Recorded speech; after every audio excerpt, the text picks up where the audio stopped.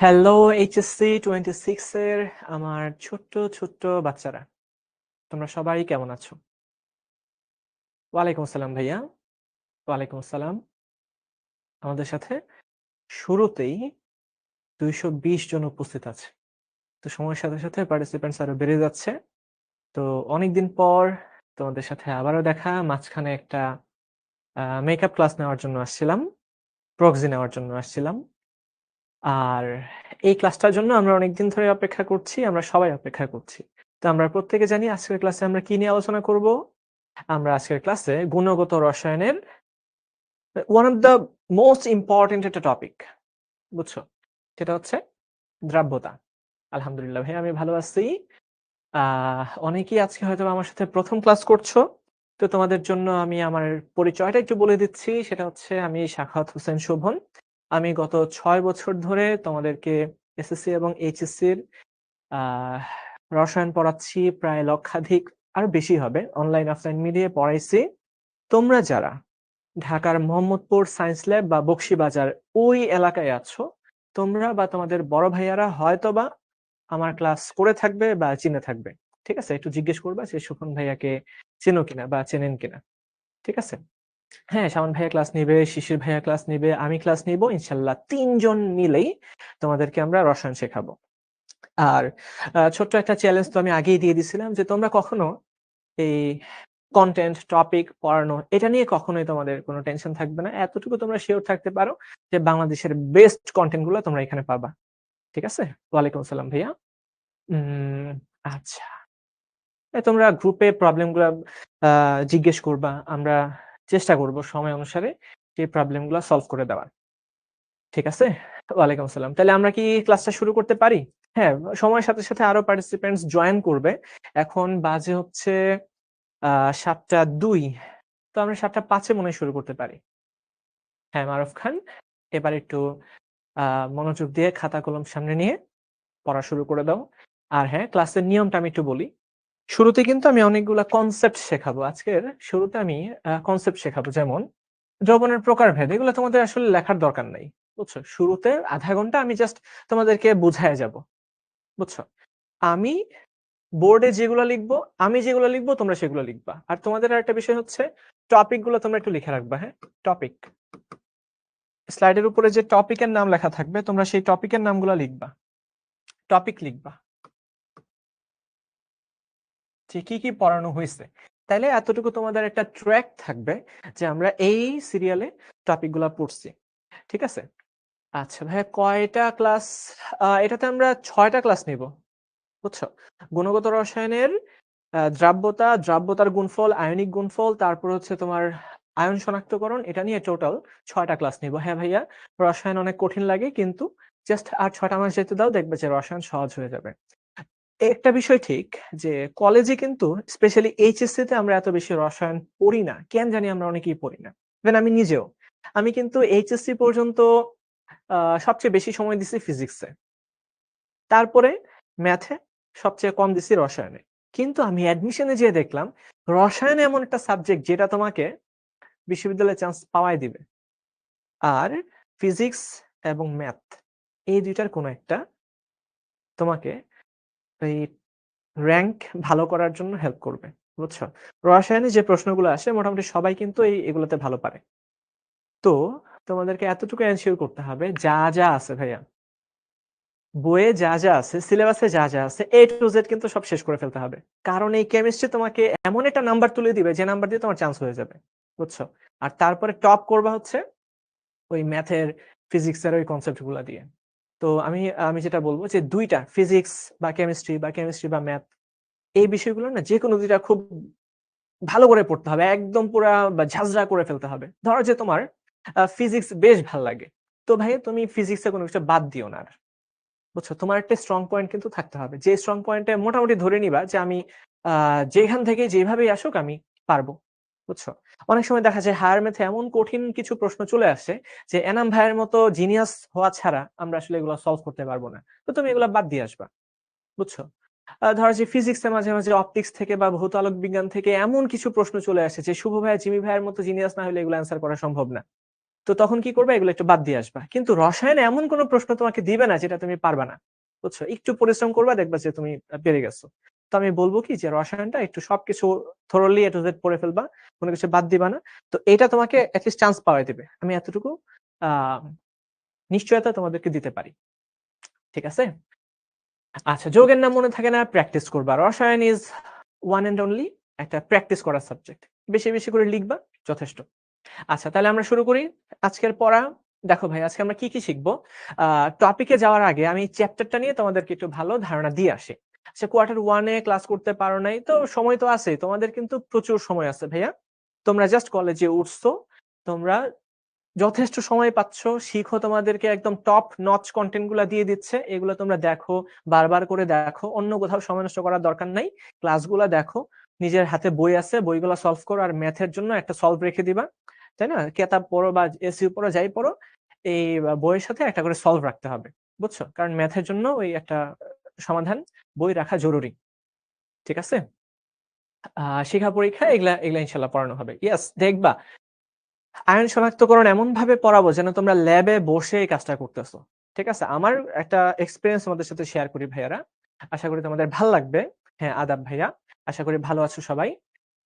আমি যখন কলেজে উঠছি, কলেজে প্রথম ল্যাব ক্লাসে আমাদের তানভীর স্যার ছিলেন। খুব অল্প বয়সে স্যার মারা গেছেন, ঢাকা রেসিডেন্সিয়ালে। তো স্যার প্রথম দিন এসে বলছে যে আজকে তোমাদেরকে আমি 32টা বিক্রিয়া লিখবো বোর্ডে, লিখে তারপরে আমি সলভ করে দিব। মোটামুটি 4 ঘন্টার একটা ল্যাব ক্লাস হতো আমাদের। তো 4 ঘন্টা, 3.5 ঘন্টা, 3.5 ঘন্টা, 4 ঘন্টা এরকমই হইতো। স্যার সবগুলা বিক্রিয়া ক্লাসে লিখছিল, তারপরে হাতে কলমে আমাদের দেখাইছিল। তারপরে দেখানোর পরে বলছে যে তোমাদের মধ্যে কে আছে যে কিনা সবগুলা বিক্রিয়া মোটামুটি সামারাইজ করতে পারবা। তো জানি না কেমনে, আলহামদুলিল্লাহ যে আমি মোটামুটি সবগুলা সামারাইজ করে দিয়েছিলাম সেই প্রথম ক্লাসেই। তো স্যার আমাকে বেশ কয়েকটা পুরস্কারও দিছিল, চকলেট দিছিল একটা, বেশ বড়সড়। আমার বেশ এখনো মনে পড়ে স্যারের এই কথাটা। আল্লাহ স্যারকে জান্নাত দান করুক। তো তারপর থেকে আমি নিজেও ইউনিভার্সিটিতে ল্যাব করলাম, এই ল্যাবগুলো তো এনজয় করলাম। যে তখন মনে হলো যে ঠিক এইভাবে যদি তোমাদেরকে পড়ানো যায়, তোমরা দেখবা যে কিভাবে এই বিক্রিয়াগুলো আমরা জাস্ট তোমাদের চোখের সামনে ভিজুয়ালাইজ করে করে পড়াবো। ঠিক আছে? আমি রসায়নের জন্য মেইনলি 2টা বই ফলো করছিলাম। ফার্স্ট পেপারের জন্য হাজারিনাক স্যার, আর হচ্ছে মাহবুব লিংকন স্যার। আর সেকেন্ড পেপারের জন্য আমি নিছিলাম সঞ্জিত কুমার গুহ স্যার। আর ছিল হাজারিনাগ, আমার একদমই ভাল লাগে নাই দ্বিতীয় পত্র, এটা স্বীকার করতেই হবে। সঞ্জিত কুমার গুহ স্যার, আর ছিল তোমার কি যেন, হাসানুল কবির স্যার, বেশ ভালো। ঠিক আছে? আচ্ছা, আবিদা সুলতানা একটা খুব গুরুতর ইয়ে করে বসছে, অভিযোগ করে বসছে। তো এরকম অভিযোগ আসলে করবা না ভাইয়া। আমরা তোমাদের সর্বোচ্চটুকু দেওয়ার চেষ্টা করব। ঠিক আছে? এবং তোমরা সর্বোচ্চটুকু পেয়েও যাবা এখানে। আচ্ছা, তাহলে আমরা একটু এই চ্যাপ্টার নিয়ে তোমাদেরকে একটু ধারণা দেই। মনোযোগ দাও।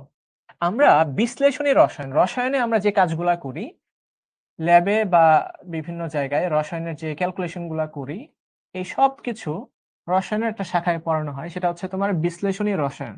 আমি যে জায়গাগুলোতে লিখবো ভাইয়ারা তোমরাও লিখে ফেলবা। হ্যাঁ, অ্যানালাইটিক্যাল কেমিস্ট্রি মানে, কেমিস্ট্রি মানেই কিন্তু তোমার অ্যানালাইসিস, তাই না? কেমিস্ট্রি মানে কি? অ্যানালাইসিস। তো তুমি বিভিন্ন কিছু অ্যানালাইসিস করবা। ধরো যে তোমাকে একটা আননোন সাবস্টেন্স দিলাম, ধরো যে এখানে এখন শীতকাল নামতেছে, তোমাদের ঠান্ডা লাগছে বা জ্বর উঠছে। তো ডক্টরের কাছে গেলা, ডক্টর কি করলো, একটা পাত্রের মধ্যে তোমাকে কিছু ওষুধ দিয়ে দিল। এই ওষুধটা দেখে তোমার খটকা লাগছে, জীবনেও তো এরকম ওষুধ দেখি নাই যে একটা পাত্রের মধ্যে ওষুধ দিয়ে দিছে এরকম। তো তোমার ইচ্ছা হয়েছে যে আসলে এর মধ্যে কি আছে সেটা খুঁজে বের করা। দেখো ভাইয়া, এই পাত্রটার মধ্যে কি আছে এটা তুমি খুঁজে বের করতে চাচ্ছ। ঠিক আছে? তো ডক্টর তোমাকে বলছিল কি এর মধ্যে প্যারাসিটামল আছে। তো তোমার এই কথা শুনে বিশ্বাস হলো না। তো তুমি নিজে অ্যানালাইসিস করতে চাচ্ছ যে এর মধ্যে কি আছে, আমরা সেটা খুঁজে বের করব। তো কি আছে সেটা খুঁজে বের করার দায়িত্বই কিন্তু তোমার গুণগত বিশ্লেষণের। গুণগত বিশ্লেষণ। ঠিক আছে? আর এই গুণগত বিশ্লেষণটাই আমরা আলোচনা করি গুণগত রসায়নে। অ্যানালিটিক্যাল কেমিস্ট্রি 2টা পার্ট। একটা হচ্ছে কোয়ালিটেটিভ অ্যানালাইসিস, মানে গুণগত বিশ্লেষণ, যেটা আমরা কোয়ালিটেটিভ কেমিস্ট্রিতে আলোচনা করি। ঠিক আছে। আর দ্বিতীয়ত তুমি প্রশ্ন করলা যে ভাইয়া এর মধ্যে কতটুকু আছে, কি আছে, ধরো যেটা তুমি খুঁজে বের করে ফেলছো, একটা আননোন কেমিক্যাল সাবস্টেন্স তুমি খুঁজে বের করে ফেলছো।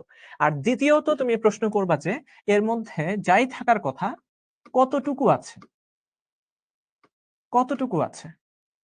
তাহলে এই প্রশ্নের উত্তর তুমি কোথায় পাবা? খুব মনোযোগ দিয়ে কথাটা শোনো ভাইয়া, আগের ক্লাস করো বা না করো সমস্যা নেই, আজকের ক্লাস বুঝবা। তো কতটুকু আছে, কতটুকু আছে এটার অ্যান্সার দেয় পরিমাণগত বিশ্লেষণ, কোয়ান্টিটেটিভ অ্যানালাইসিস। পরিমাণগত বিশ্লেষণ,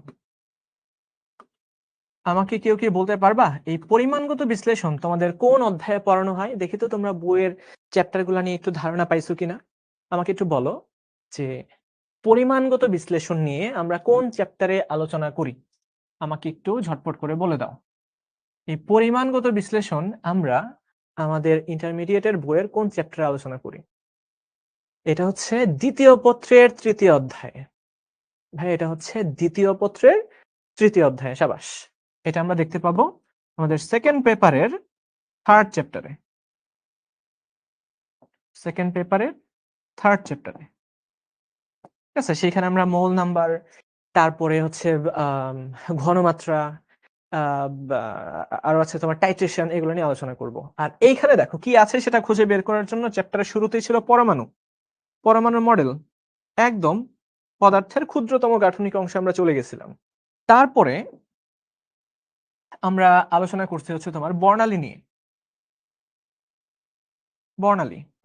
তারপরে সর্বশেষ অংশে হচ্ছে দ্রাব্যতা, দ্রাব্যতা, দ্রাব্যতার গুণফল, ক্রোমাটোগ্রাফি, এই বিষয়গুলো কিন্তু এই অংশে আমরা আলোচনা করব। তো তোমরা কি বুঝতে পারছো? আমাকে একটু ঝটপট করে জানায় দাও যে ভাইয়া এই চ্যাপ্টার সম্পর্কে একদম কমপ্লিট একটা ধারণা আমাদের হয়ে গেছে। বলো, এই চ্যাপ্টার সম্পর্কে কমপ্লিট একটা ধারণা তোমাদের হইলো কিনা? আগে চ্যাপ্টার সম্পর্কে ধারণা নিতে হবে যে চ্যাপ্টারটা কি নিয়ে আলোচনা করে, তারপরে তুমি ইজিলি জাস্ট টপিক ধরে ধরে পড়ে ফেলবা, কারণ তুমি তোমার গোলটা জানো যে আমরা এই বিষয়গুলো আলোচনা করব। তারপরে এটা ধরে ধরে যখন আগাবা এটা তোমার জন্য অনেক ইজিয়ার হবে। ঠিক আছে, আচ্ছা। তো আমরা শুরু করলাম। দেখো ভাইয়া, শুরুতে আমরা দ্রবণ নিয়ে কথা বলবো, যেহেতু দ্রাব্যতা, এটা আমরা দ্রবণ নিয়ে আলোচনা করব। তো দ্রবণ কাকে বলে জাস্ট আমরা রিডিং পড়ে যাব, জাস্ট রিডিং পড়ে যাব। ঠিক আছে, সেটা কি? দেখো ভাইয়া, দুই বা ততোধিক কঠিন তরল বা গ্যাসীয় পদার্থের সমসত্ব মিশ্রণ দ্রবণ হওয়ার জন্য একদম প্রধানতম যে শর্ত সেটা কি? সমসত্ব মিশ্রণ হইতে হবে। ঠিক আছে না? অনেক বেশি দেরি করে ফেলো নাই, আমরা মাত্রই শুরু করলাম। তবে হ্যাঁ, অবশ্যই রেকর্ডিংটা একটু দেখে নিবা শুরুর দিকটা। আচ্ছা, তো কঠিন তরল বা গ্যাসীয় পদার্থের যে সমসত্ব মিশ্রণ, সমসত্ব মানে কি? ধরো যে এই রুমের মধ্যে অনেক বাতাস আছে, তাই না? বাতাসের মধ্যে অক্সিজেন, নাইট্রোজেন, আর্গন, হিলিয়াম, নিয়ন সবকিছু আছে। এখন রুমের ওই কর্নারে যত পার্সেন্ট অক্সিজেন পাবা, তুমি কিন্তু রুমের অন্য আরেক কর্নারে সেম পরিমাণে অক্সিজেন পাবা, সেম পরিমাণে অক্সিজেন পাবা। অর্থাৎ এটা মানে কি যে ঘনত্ব সব জায়গায় সমান, ঘনমাত্রা সব জায়গায় সমান, বা এটাকে আমরা বলি হচ্ছে কম্পোজিশন, ইংরেজিতে আমরা বলি কম্পোজিশন, বাংলায় কি বলা হয়? সংযুক্তি। অর্থাৎ প্রত্যেকটা পদার্থের রাসায়নিক সংযুক্তি সব জায়গায় সমান, এটাকে আমরা বলি, এটাকে আমরা বলি সমসত্ব মিশ্রণ। না ভাইয়া, বোর্ডে যেগুলো লেখা আছে এগুলো লেখার দরকার নাই, তোমরা জাস্ট এই টপিক গুলা লিখো, তারপরে এই স্লাইডটা ডাউনলোড দিয়ে এই সংজ্ঞাগুলা পড়ে ফেলবা, এতটুকুই। কারণ লিখতে গেলে কিন্তু তুমি এত সময় পাবা না। আচ্ছা দেখো ভাইয়া, তো সমসত্ব মিশ্রণ যা সংযুক্তি একটা নির্দিষ্ট সীমার মধ্যে পরিবর্তন করা যায় তাকে দ্রবণ বলা হয়, এতটুকুই পড়ে ফেলবা। আর দ্রবণ মানেই আমরা দ্রবণ কিভাবে তৈরি করি ভাইয়া? দ্রাবক এর মধ্যে দ্রব অ্যাড করার মাধ্যমে। ঠিক আছে, আমরা দেখবো, একটু পরে দেখবো। তো দেখো, বাতাসের মধ্যে নানান ধরনের পদার্থ আছে, আমরা এই বাতাসটাকে কিন্তু নাইট্রোজেনের একটা দ্রবণ বলতে পারি। ভাইয়া খুব মনোযোগ দিয়ে কথাটা শোনো, বাতাসকে আমরা কি বলতে পারি? এই বাতাসকে আমরা বলতে পারি নাইট্রোজেনের দ্রবণ। কেন ভাইয়া নাইট্রোজেনের দ্রবণ? কারণ বাতাসে সবচেয়ে বেশি পরিমাণে আছে হচ্ছে নাইট্রোজেন, প্রায় 78%। তো যেটা সবচেয়ে বেশি পরিমাণে থাকে আমরা ওই দ্রবণটাকে কিন্তু ভাইয়া তার নামই নামকরণ করি। ঠিক আছে, এই তো আইজ্যাক নিউটন একদম সঠিক বলে ফেলছো। আচ্ছা, পার্টটা ভাইয়া গুণগত রসায়নের আগের পার্টটা না করলে সমস্যা তো হবে। তুমি কেন ছেড়ে আসবা? কখনো কোনো কিছু ছেড়ে আসবা না। তবে হ্যাঁ, এই চ্যাপ্টার এই পোর্শনটুকু বোঝার জন্য আগের পোর্শন বোঝার দরকার নাই। ঠিক আছে, তোমরা একদম নিশ্চিন্তে ক্লাস করতে পারো, আমরা বেসিক থেকে শুরু করছি। আগুন নেভানোর জন্য তুমি কার্বন ডাই অক্সাইড ব্যবহার করতে পারো, নাইট্রোজেন ব্যবহার করতে পারো, এগুলো নিজেরা কখনোই জ্বলে না। আচ্ছা, সোডিয়াম ক্লোরাইডের জলীয় দ্রবণ, তাহলে বুঝতেই পারছো এখানে জল বা পানি, এখানে পানি হচ্ছে একটা আমাদের দ্রাবক, সুতরাং এটা হচ্ছে পানির দ্রবণ বা জলীয় দ্রবণ, যেটা বেশি পরিমাণে থাকে আমরা বলি তার দ্রবণ। তারপর দেখো ভাই শরবত, শরবতের মধ্যে ফলের নির্যাস আছে, এখানে লবণ আছে, এখানে চিনি আছে, আর সবচেয়ে বেশি আছে পানি। ঠিক আছে? হ্যাঁ, সংজ্ঞাগুলো মুখস্থ করে ফেলবা। সংজ্ঞা যারা মুখস্থ ভালো করতে পারে তারা পরবর্তী লাইফে ভালো পড়াইতে পারে। তোমরা যারা পড়াইতে চাও তারা কিন্তু ভাইয়া সবগুলা সংজ্ঞা মুখস্থ করে ফেলবা। কারণ পড়াইতে গেলে আমরা কিন্তু একটা টপিক পড়ানোর আগে সংজ্ঞাটা পড়াই। ঠিক আছে? তো সংজ্ঞা যে ভালো পারে সে ভালো পড়াইতেও পারে। আচ্ছা। আচ্ছা, তারপরে দেখো ভাইয়া দ্রব্য এবং দ্রাবক আমরা শুরুতেই বললাম সাধারণত যে উপাদানটা একটু বেশি পরিমাণে থাকে তাকে আমরা দ্রাবক বলি বা সলভেন্ট বলি, সলভেন্ট। আর যেটা একটু কম পরিমাণে থাকে এটাকে আমরা বলবো সলিউট বা দ্রব। ঠিক আছে? এগুলো খুবই সহজ কনসেপ্ট, তোমরা ছোটবেলা থেকে শিখে আসছো, আমরা একটু দ্রুত আগাবো। এবার আমরা এই দ্রবণের বিভিন্ন প্রকারভেদ নিয়ে আলোচনা করব। তো প্রকারভেদটা কিসের ভিত্তিতে আলোচনা করা হয়? এই প্রকারভেদটা আমরা কিসের ভিত্তিতে আলোচনা করি? এটা হচ্ছে দ্রব ও দ্রাবকের প্রকৃতি অনুসারে। দ্রব এবং দ্রাবকের প্রকৃতি অনুসারে দ্রব কেমন হবে, দ্রাবক কেমন হবে, এই অনুসারে আমরা যেটা করি, আমরা একটা দ্রবণকে বিভিন্ন ভাবে প্রকারভেদ করি। ইয়েস, পরিমাণের উপরে না, পরিমাণের উপরে আসলে বলা চলে না। আহ ঠিক আছে, দেখে দেখে পড়াবে না ভাইয়া, দেখে দেখে পড়াইতে গেলে স্টুডেন্টরা বুঝবে। আসলে স্টুডেন্টরা বেশ চালাক কিন্তু। আমরাও বুঝতাম যে কোন একটা টিচার যদি সামনে এসে জাস্ট রিডিং পড়ে যাচ্ছে, ভাই একদম আগ্রহ থাকেই না, বুঝছো? তো পড়ানোর জন্য তোমার একটা সলিড আইডিয়া থাকতে হবে যেটা তুমি পড়াচ্ছ, কারণ স্টুডেন্টরা কিন্তু ফিল করতে পারে যে টিচার আসলে জানে কি জানে না। ইউনিভার্সিটিতে উঠলে দেখবা কিছু কিছু টপিক আছে নতুন একদম টপিক, নতুন একজন টিচার পড়াইতে আসছেন, ওনাও ভালো করে এত কিছু জানে না, উনি নিজে হয়তো একটু হালকা স্টাডি করে আসছে, স্টুডেন্টরা একদম ক্লিয়ারলি ধরতে পারে যে হয়তো স্যারের ভালো আইডিয়া নাই এটাতে। সুতরাং দেখে দেখে পড়াবা এটা সম্ভব না। তো দেখো ভাইয়া, আমরা দ্রবণের বেশ অনেকগুলা প্রকারভেদ তোমাদের সামনে নিয়ে আসলাম। মনোযোগ।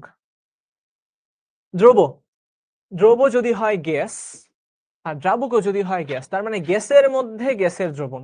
খেয়াল করে দেখো ভাইয়া, আমরা দ্রবণগুলাকে কিভাবে নামকরণ করব, আমাদের নোমেনক্লেচারের পদ্ধতিটা কি হবে দেখো। আমরা বলবো কি যে গ্যাসের মধ্যে গ্যাস, আগে আমরা দ্রাবকের নামটা উচ্চারণ করব, তারপর দ্রবের নামটা উচ্চারণ করব। ঠিক আছে?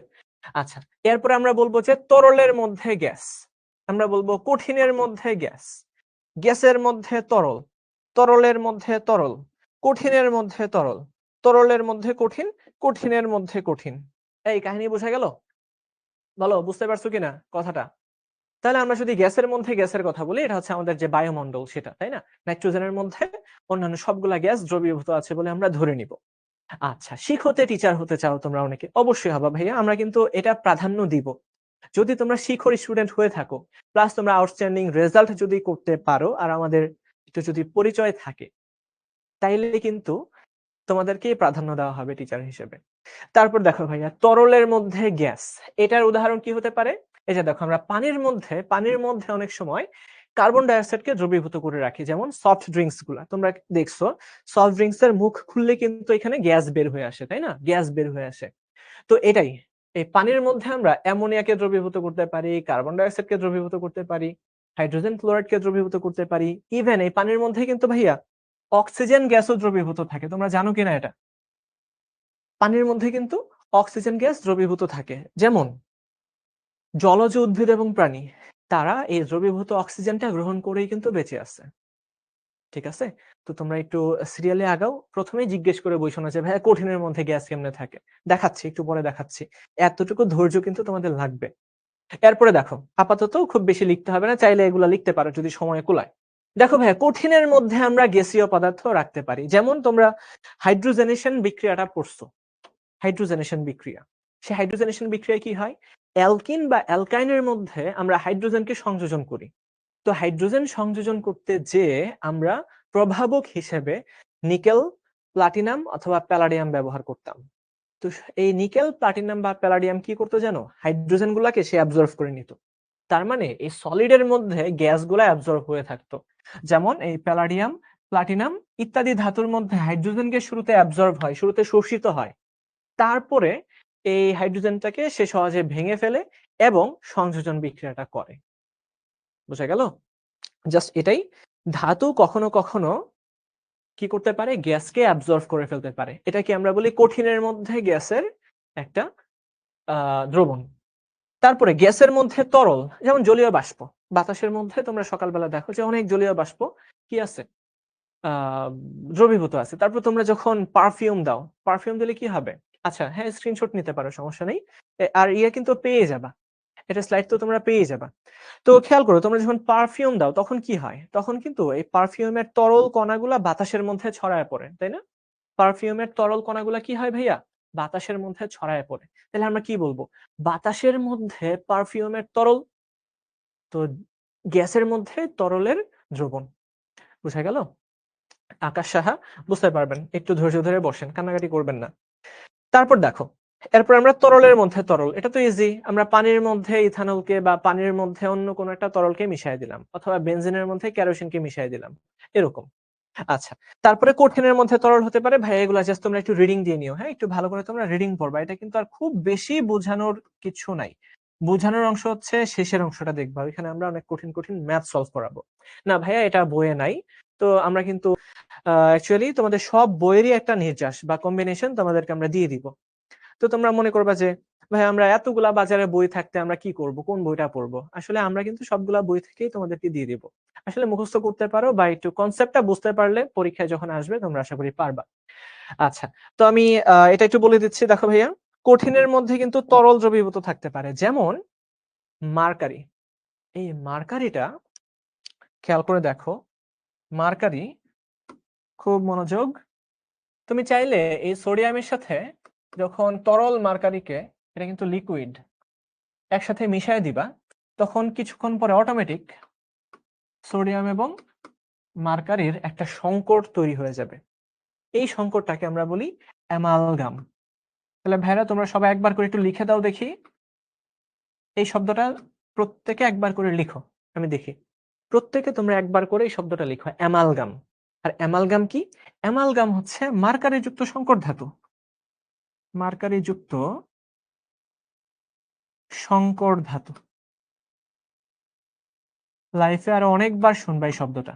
অ্যামালগাম হচ্ছে মার্কারি যুক্ত সংকর ধাতু। হ্যাঁ, এই তো সুন্দর, সবাই তোমরা লিখে ফেলছো amalgam.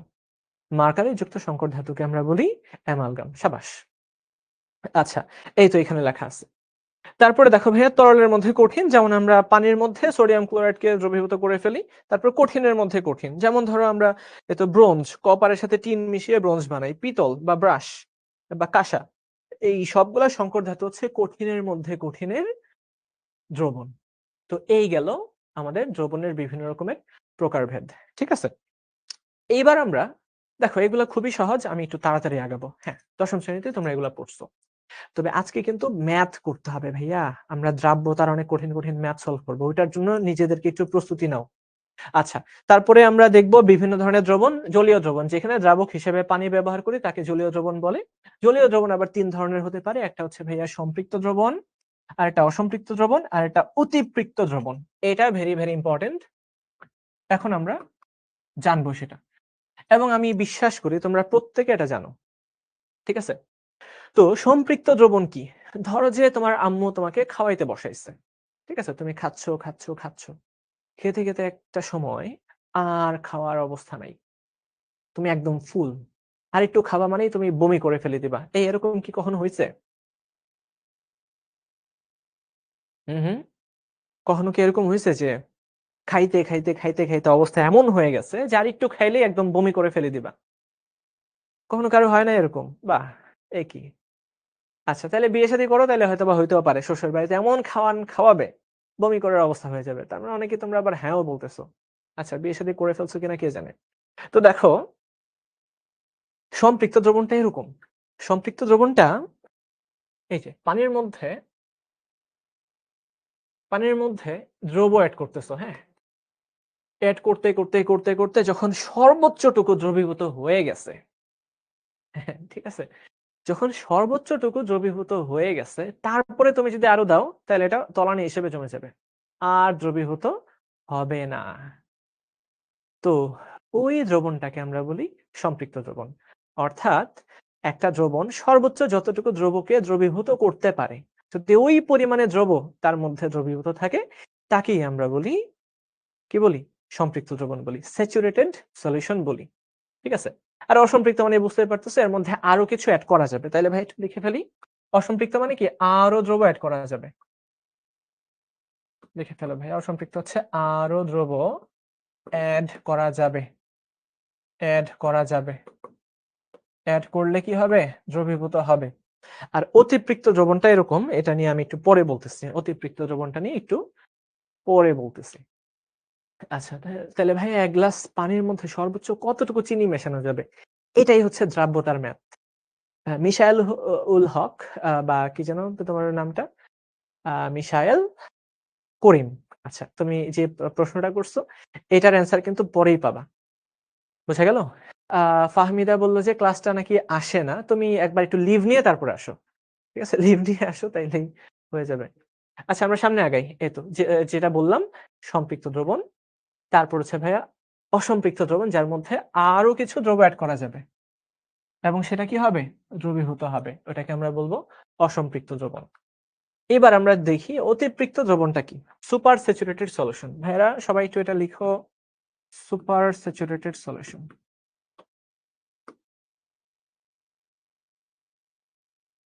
Super saturated solution. Super saturated solution মানে যতটুকু নিতে পারে ওটাকে আমরা বলি দ্রাব্যতা। দ্রাব্যতার চেয়ে বেশি,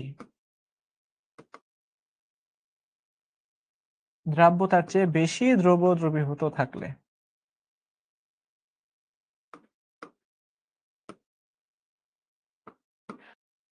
ওটাকে আমরা সুপার স্যাচুরেটেড সলিউশন বলি। ঠিক আছে? সুপার স্যাচুরেটেড বলা হয়। আর এই সুপার স্যাচুরেটেড সলিউশন গুলো কিন্তু ভাইয়া অস্থায়ী। এরা কি? অস্থায়ী। এর কারণ একটু পরেই সে আবারও স্যাচুরেটেড হয়ে যাবে। এই সুপার স্যাচুরেটেড সলিউশন গুলো খুব বেশিক্ষণ স্টে করে না। তারা কি হয়ে যায়? আবার একটু পরে তারা স্থায়ী স্যাচুরেটেড হয়ে যায়। ঠিক আছে? হ্যাঁ, দ্রাব্যতার ম্যাথও আসে, আবার কেএসপি কেআইপির ম্যাথও আসে। আমরা সবগুলাকেই সমান গুরুত্ব দিয়ে আলোচনা করব। তো এখন আমাদের দেখার বিষয় হচ্ছে যে কিভাবে একটা অতিপৃক্ত দ্রবণ তৈরি করা যায়। তাহলে ভাইয়া মনোযোগ দাও। আমি তোমাদেরকে একটা শর্ট তথ্য দিচ্ছি, সেটা হচ্ছে 25 ডিগ্রি সেলসিয়াস তাপমাত্রায়, ভাইয়া একটু মনোযোগ দিয়ে কথা শোনো, 25 ডিগ্রি সেলসিয়াস তাপমাত্রায় তুমি 100 গ্রাম পানিতে, 100 গ্রাম পানিতে সর্বোচ্চ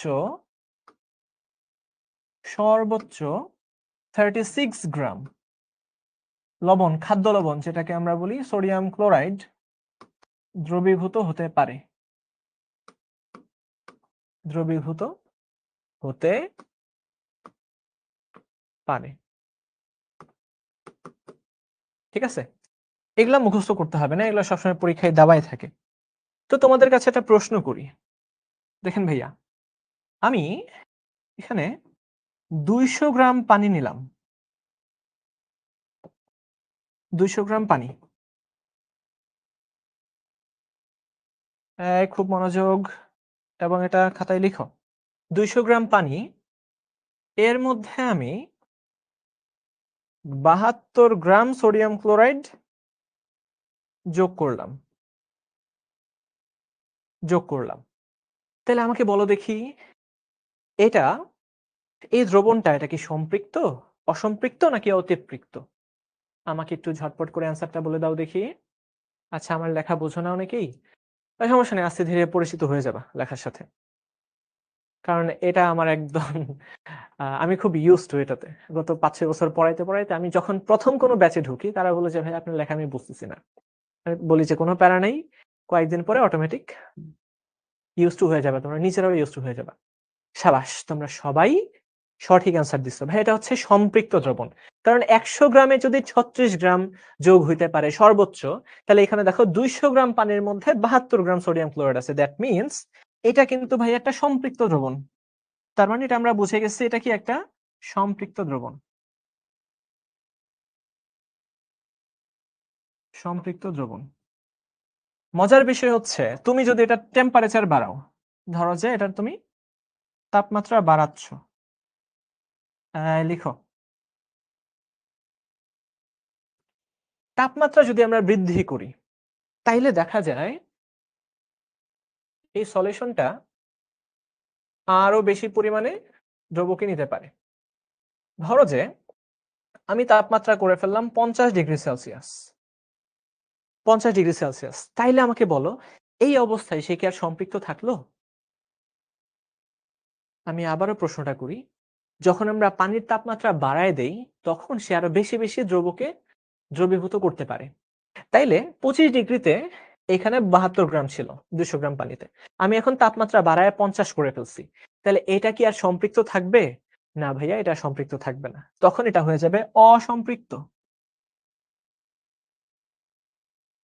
তাপমাত্রা চেঞ্জ করলে সম্পৃক্ততা অসম্পৃক্ততা চেঞ্জ হয়ে যাবে।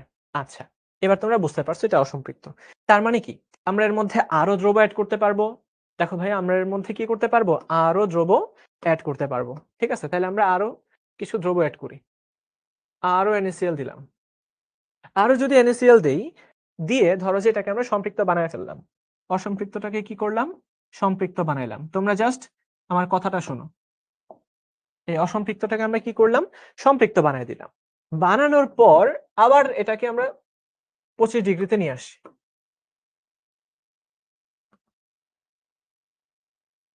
দেখো, শুরুতে 25°তে ছিল, শুরুতে 25°C তাপমাত্রায় ছিল। তারপর আমরা কি করলাম? এটাকে সম্পৃক্ত বানাইলাম। বানানোর পর তাপমাত্রা বাড়ায় দিলাম। তাপমাত্রা বাড়ানোতে এটা অসম্পৃক্ত হয়ে গেছে, অর্থাৎ সে আরো বেশি পরিমাণে দ্রবকে দ্রবীভূত করতে পারবে। তো আমরা কি করলাম? আরো দ্রব অ্যাড করলাম। দ্রব অ্যাড করে এটাকে সম্পৃক্ত বানাইছি। সম্পৃক্ত বানানোর পর কি করছি জানো? এটাকে আবারও তাপমাত্রা কমিয়ে 25°তে নিয়ে আসছি। তখন যেটা হবে, এই দ্রবণটা অতিপৃক্ত হয়ে যাবে। অর্থাৎ দেখা যাবে এটার মধ্যে 72 গ্রামের বেশি দ্রবীভূত আছে, বেশি লবণ আছে। বুঝা গেল? তো এইভাবে আমরা একটা সুপার স্যাচুরেটেড সলিউশন তৈরি করতে পারি। কিন্তু এটা কিন্তু আর খুব বেশিক্ষণ এইভাবে স্টে করবে না। তুমি এটাকে রেখে দাও। রেখে দিলে দেখা যাবে আস্তে আস্তে আস্তে আস্তে এটার মধ্যে একটা অধক্ষেপ তৈরি হবে। ঠিক আছে? এটা খুব বেশিক্ষণ থাকবে না। কিছুক্ষণের জন্য দেখা যাবে তার মধ্যে 72 গ্রামেরও বেশি লবণ ছিল। কিন্তু আস্তে আস্তে করে এক্সট্রা লবণটুকু কি হবে? অধক্ষিপ্ত হয়ে যাবে। অধক্ষিপ্ত হয়ে গেলে এরকম একটা অবস্থা তৈরি হবে। দেখো ভাইয়া, আমরা শুরুতে কি করলাম? একটা সম্পৃক্ত দ্রবণ তৈরি করলাম। তারপরে যখন অতিপৃক্ত বানাইছি, দেখো ভাইয়া এটা একটা অতিপৃক্ত ছিল, সুপার স্যাচুরেটেড। তোমরা কি দেখতে পাচ্ছ ছবিটা? ধরো যে এটা একটা সুপার স্যাচুরেটেড সলিউশন। এই সুপার স্যাচুরেটেড সলিউশনটাকে আমরা যখন দেখো স্থির রেখে দিলাম কিছুক্ষণ, রেখে দিলে আস্তে আস্তে আস্তে আস্তে এটার অধক্ষেপ তৈরি হইতেছে। ঠিক আছে? অধক্ষেপ তৈরি হইতেছে। অধক্ষেপ তৈরি হলে কি সুন্দর ক্রিস্টাল বা কেলাস তৈরি হচ্ছে। দেখো, এটাকে আমরা বলতেছি কেলাসন। এই প্রক্রিয়াটাকে আমরা আমরা কি বলবো? কেলাসন প্রক্রিয়া। কেলাসন প্রক্রিয়া অর্থাৎ আমরা অনেক বেশি তাপ দিয়ে যতটুকু ইয়ে করতে পারে, দ্রবীভূত করতে পারে, তার চেয়ে বেশি দ্রবীভূত করছি। তারপর আবার ঠান্ডা করে ফেলছি। ঠান্ডা করে ফেলাতে অতিরিক্ত যতটুকু দ্রবীভূত হয়েছিল সেটাই কি হবে? অধক্ষিপ্ত হয়ে খুব সুন্দর ক্রিস্টাল বা ক্যালাস তৈরি করবে। এই প্রক্রিয়াটাকে আমরা বলি ক্যালাসন প্রক্রিয়া। এর মাধ্যমে আমরা দেখা যায় একটা মিশ্রণ থেকে উপাদানগুলোকে আলাদা করতে পারি। এই প্রক্রিয়ার মাধ্যমে ক্যালাসন মানে ক্রিস্টালাইজেশন, নতুন করে একটা ক্রিস্টাল তৈরি হইতেছে, দ্রবটার খুব সুন্দর একটা অধক্ষেপ তৈরি হইতেছে। এটাকে আমরা বলি ক্যালাসন। ঠিক আছে? আচ্ছা, তাহলে আমরা একটু সামনে আগাই। দ্রবণের আরো কিছু প্রকারভেদ আছে। আচ্ছা, ফেটে গেছে, একদমই দেখা যাচ্ছে না। সমস্যা নেই ভাইয়া, এটা যখন স্লাইডটা হাতে পাবা তখন আরো ক্লিয়ারলি দেখতে পাবা।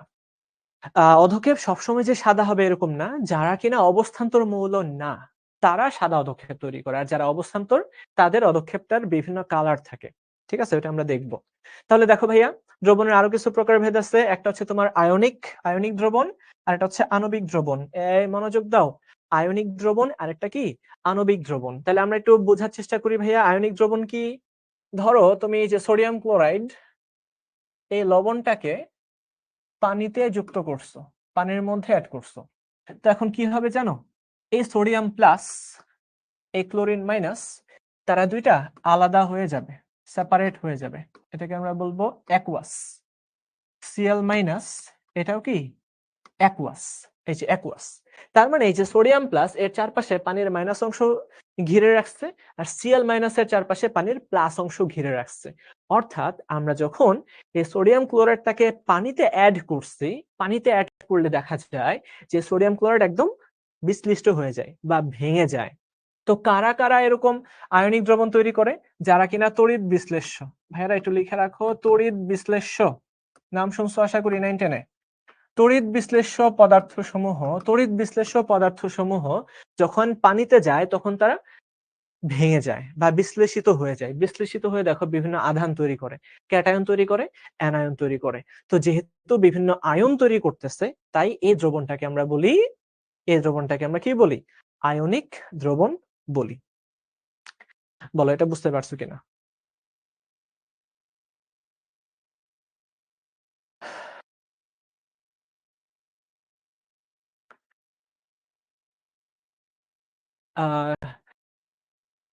পানি চিনির সাথে দ্রবণ তৈরি হয়, অবশ্যই তৈরি হয়। অন্তিম করিম, তোমার কথাটা একটু ভুল ভাইয়া।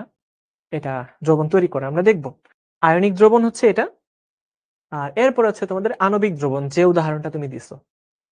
পানি ছাড়া অন্য কিছু থাকলে, হ্যাঁ অন্য কিছু, তুমি ইথানলের মধ্যেও সোডিয়াম ক্লোরাইডকে দ্রবীভূত করতে পারবা। তারপরে ধরো যে তুমি বেনজিন নিলা, বেনজিনের মধ্যে তুমি চাইলেই কেরোসিনকে দ্রবীভূত করতে পারবা। আশা করি বুঝতে পারছো। এবার দেখো ভাই, আণবিক দ্রবণ বা মলিকিউলার সলিউশন। মলিকিউলার সলিউশন মানে কি? এই ক্ষেত্রে আমাদের দ্রবটা ভাঙবে না। সহজ কথায় ভাইরা একটু লিখে রাখো, দ্রব ভাঙবে না। দ্রব ভাঙবে না, ভাঙবে না। যেমন তুমি চিনি, দেখো ভাইয়া, চিনিকে যখন পানিতে দ্রবীভূত করবা, বা গ্লুকোজকে যখন পানিতে দ্রবীভূত করবা, বা ইথানলকে যখন দ্রবীভূত করবা, বা মিথানলকে যখন দ্রবীভূত করবা, তখন এরা কিন্তু ভাঙবে না। এরা তড়িৎ বিশ্লেষ্য না। তো এরা তড়িৎ বিশ্লেষ্য নয়। তড়িৎ বিশ্লেষ্য নয়। হ্যাঁ, এগুলা কিন্তু বইয়ে পাবা না, ভালো করে বুঝে নাও। এরা তড়িৎ বিশ্লেষ্য নয়, অর্থাৎ এরা ভেঙে যাবে না, বাট মিশে যাবে। কি লিখবা? এরা ভেঙে যাবে না, বাট কিন্তু মিশে যাবে, তাই না? ভেঙে যাবে না, কিন্তু মিশে যাবে। কিন্তু মিশে যাবে, মিশে যাবে। এরা ভেঙে যাবে না, কিন্তু মিশে যাবে। ঠিক আছে? আচ্ছা, তড়িৎ বিশ্লেষ্য হচ্ছে তারা, এই যে দেখো, এরা যারা প্লাস মাইনাসে ভেঙে যায়, যারা প্লাস মাইনাসে ভেঙে যায়, এদেরকে আমরা বলি তড়িৎ বিশ্লেষ্য। আর যারা ভাঙে না, তাদেরকে আমরা বলি তড়িৎ অবিশ্লেষ্য। তারা কি? তড়িৎ অবিশ্লেষ্য। ঠিক আছে? তাহলে এটার আমরা ছোট্ট একটা উদাহরণ দিয়ে দিব। যদি তোমরা আমার লেখাটাকে একটু লিখে নাও, তাহলে আমি আরেকটা উদাহরণ দিতে পারি। দেখো, মেইনলি কারা মিশে, এটা আমরা একটু বোঝার চেষ্টা করব। আচ্ছা, আসলে সলিউশন তৈরি করা কিন্তু কোনো বিক্রিয়া না। এটা জাস্ট একটা ভৌত প্রক্রিয়া। সলিউশন তৈরি করা কি একটা ভৌত প্রক্রিয়া ভাইয়া, এতটুকু মনে রাখতে হবে। সলিউশন তৈরি করা হচ্ছে জাস্ট একটা ভৌত প্রক্রিয়া, ফিজিক্যাল প্রসেস। এটা মিশে যাচ্ছে, মিশে যায়, মিশে যায়। সংযুক্তের পরিবর্তন হয় না। তোমরা 9 10-এ পড়ছো।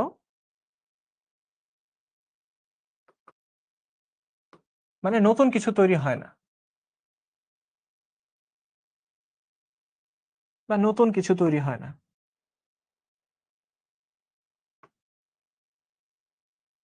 তো দ্রবণ তৈরি করা, এটা জাস্ট একটা ভৌত প্রক্রিয়া। এটা কিন্তু কোনো রাসায়নিক প্রক্রিয়া নয়। ঠিক আছে, লিখে রাখো। তাহলে আমি একটা উদাহরণ দিয়ে দিচ্ছি। দেখো, ধরো তুমি এই মিথানলকে তুমি পানির মধ্যে অ্যাড করছো। এই মিথানলকে তুমি কার সাথে অ্যাড করছো? পানির সাথে অ্যাড করছো। তো তোমরা যদি একটু তাকায় দেখো, একটু যদি ভালো করে তোমরা মনোযোগ দাও, তাহলে বুঝতে পারবা এই অক্সিজেনটা হচ্ছে নেগেটিভ, এই হাইড্রোজেনটা হচ্ছে পজিটিভ। তাই কি না? অক্সিজেন নেগেটিভ আর হাইড্রোজেন কি? পজিটিভ, তাই না? না ভাইয়া, চিনি গ্লুকোজ এগুলা ভাঙে না। চিনি গ্লুকোজ এরা কখনোই ভাঙে না। আচ্ছা, আবার দেখো, এই hydrogen positive, oxygen negative, hydrogen positive. তাহলে দেখো তো, পরিচিত পরিচিত লাগতেছে কিনা? এই যে পানি, পানির মধ্যে যখনই আমরা মিথানলকে মেশাবো তখন পানি দেখতে পাবে হায় হায় আমার মতো বৈশিষ্ট্যের তো কয়েকজনকে দেখা যাচ্ছে। আমিও যেরকম প্লাস আর মাইনাস, এটা দেখো পানি প্লাস মাইনাস, ঠিক তেমনি মিথানলের মধ্যেও প্লাস মাইনাস আছে। তো এরা মিলে গেছে। তো যে যার মতো সে তার সাথে যে মিশে যায়। তো এটাকে আমরা বলি like dissolves like, like dissolves like, অর্থাৎ যে যার মতো সে তাকে মিশায় ফেলে তার সাথে। যেমন সমমনা বন্ধু মানুষগুলাই কিন্তু বন্ধু হয়। ও যেটা পছন্দ করে, ও যেভাবে কথা বলে, আরেকটা মানুষ যদি সেইভাবে কথা না বলে, যদি সেটা পছন্দ না করে, তাইলে কিন্তু তাদের মধ্যে বন্ধুত্ব হবে না। ঠিক আছে? তাহলে এর মধ্যে চার্জ আছে, এর মধ্যে যখন চার্জ থাকবে, আয়ন থাকবে, তখনই তারা দ্রবীভূত হবে। ঠিক আছে? তো এইভাবে দেখা যাবে একটার সাথে আরেকটা একদম মিশে গেছে। এটাকে আমরা বলি একটা দ্রবণ। Like dissolves like. আচ্ছা, অনেকে তোমরা চিনির সংকেত জানতে চাচ্ছ। চিনির সংকেত হচ্ছে ভাই এরকম। চিনির সংকেত এটা হচ্ছে তোমার গ্লুকোজ।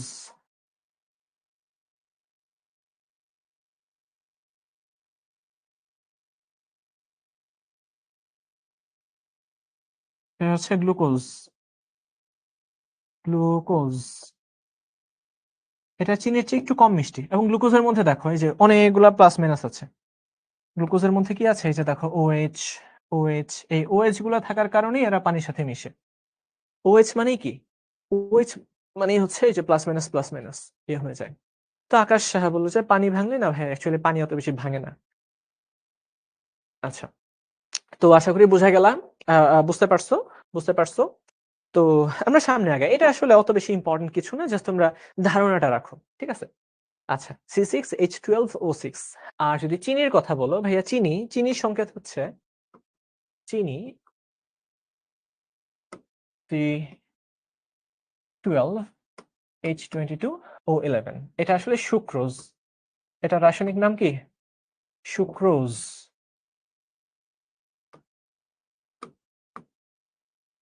সুক্রোজ এগুলো সব পানিতে দ্রবীভূত হয় কিন্তু ভাঙে না। ঠিক আছে? কিন্তু ভাঙে না। আচ্ছা, আয়নিক যৌগের দ্রাব্যতার গুণফল, হ্যাঁ, আমরা জাস্ট দ্রবণ নিয়ে কথা বলতেছি। ঠিক আছে? আচ্ছা, তারপরে দেখো এবার আমরা একটু ম্যাথমেটিক্স এর দিকে আগাবো। না ভাই, এগুলো চিত্র লাগবে না। এতক্ষণ আমি যা পড়াইছি জাস্ট তোমাদের বেসিক আইডিয়া দেওয়ার জন্য পড়াইছি। ওইখান থেকে খুব বেশি একটা প্রশ্ন আসবে না। আমি আবারও বলি, এতক্ষণ যা পড়াইছি তার থেকে কিন্তু কোনো প্রশ্ন আসবে না। প্রশ্ন যা আসবে এখন যা পড়াবো তার উপরে। তাই সবাই খাতা কলম খুলে রেডি হও। সবাই একদম নিশ্ছিদ্র মনোযোগ দাও। একদম নিশ্ছিদ্র মনোযোগ দিতে হবে। এখন চ্যাটে লেখালেখি বন্ধ, জাস্ট খাতায় লেখা উঠবে। আচ্ছা, তো মনোযোগ। পানির ঘনত্ব ভাইয়া 25°C তাপমাত্রায়, যদিও এটা আমরা 0°তেই বলে থাকি, পানির যে ঘনত্ব এটা 4°তে লিখি। ভাইয়া লিখো 4°তে পানির ঘনত্ব। সবাই লিখো পানির ঘনত্ব সমান 1000 kg per metre cube. 1000 kg per metre cube. ঠিক আছে? 1000 kg per metre cube. That means 1 metre cube আয়তনের মধ্যে তোমার 1000 কেজি ভর থাকে। আচ্ছা, তোমাদেরকে আমি যদি এখন এটাকে বলি যে 1 সেন্টিমিটার কিউবের মধ্যে কতটুকু থাকবে, খুঁজে বের করো। এটা তোমরা কেমনে করবা? দেখো, খাতায় লিখো।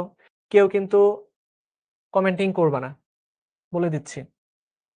তো দেখো 1 সেন্টিমিটার কিউব, আমরা এটাকে সিজিএস এ প্রকাশ করতে চাচ্ছি। খুব মনোযোগ। 1000 কেজি ছিল আর নিচে ছিল 1 মিটার কিউব, অর্থাৎ 1 metre into 1 metre into 1 metre. আমরা এটাকে সিজিএস এ প্রকাশ করতে চাই। তো সিজিএস এ প্রকাশ করার জন্য 1000 ইন্টু, আমরা জানি 1 কেজি সমান 1000 গ্রাম, আর 1 মিটার সমান হচ্ছে 100 centimetre into 100 centimetre into 100 centimetre. তাহলে একটু কাটাকাটি করো। কাটাকাটি করে আমরা যেটা পেয়ে যাচ্ছি সেটা হচ্ছে 1। 1 গ্রাম পার সেন্টিমিটার কিউব। দেখো ভাইয়া কত সুন্দর একটা ভ্যালু, এত সুন্দর একটা ভ্যালু যে এটা কিন্তু কি হয়ে গেছে 1 গ্রাম পার সেন্টিমিটার কিউব হয়ে গেছে। আর তোমরা এতটুকু একটু জানবা 1 সেন্টিমিটার কিউব সমান হচ্ছে 1 মিলিলিটার। 1 সেন্টিমিটার কিউব সমান কি 1 মিলিলিটার। 1 সেন্টিমিটার কিউব সমান 1 মিলিলিটার। তাহলে আমরা লিখতে পারবো পানির ঘনত্ব 1 গ্রাম পার মিলিলিটার। 1 গ্রাম পার মিলিলিটার। ঠিক আছে, এখন বাজে 7:45। ঠিক আছে, তো ক্লাস তো শেষই হয়ে যাবে 8:30টার সময়, তাই না? তো ক্লাস শেষ করেই নামাজ পড়ো তোমরা, এশার নামাজ তো সময় থাকে। আর যাদের বাসার কাছে মসজিদ থাকে তারা হয়তো বা মসজিদে যেয়ে নামাজ পড়বে, এটা মাশাআল্লাহ এটাই করতে হবে, মসজিদে যেয়ে নামাজ পড়তে হবে। কিন্তু ধরো যে মসজিদ অনেক দূরে, সেই সমস্ত কেসে কিন্তু বাসায় তোমরা বাবা বা ভাই বা মা তোমরা কিন্তু একসাথে নামাজ পড়তে পারো। এতটুকু একটু ট্রাই করবা। আচ্ছা, এটা কি বুঝতে পারছো? আহ বা চ্যাপ্টারে খুঁজে পাচ্ছ না? তো গুণগত রসায়নের ওই অংশে যাও।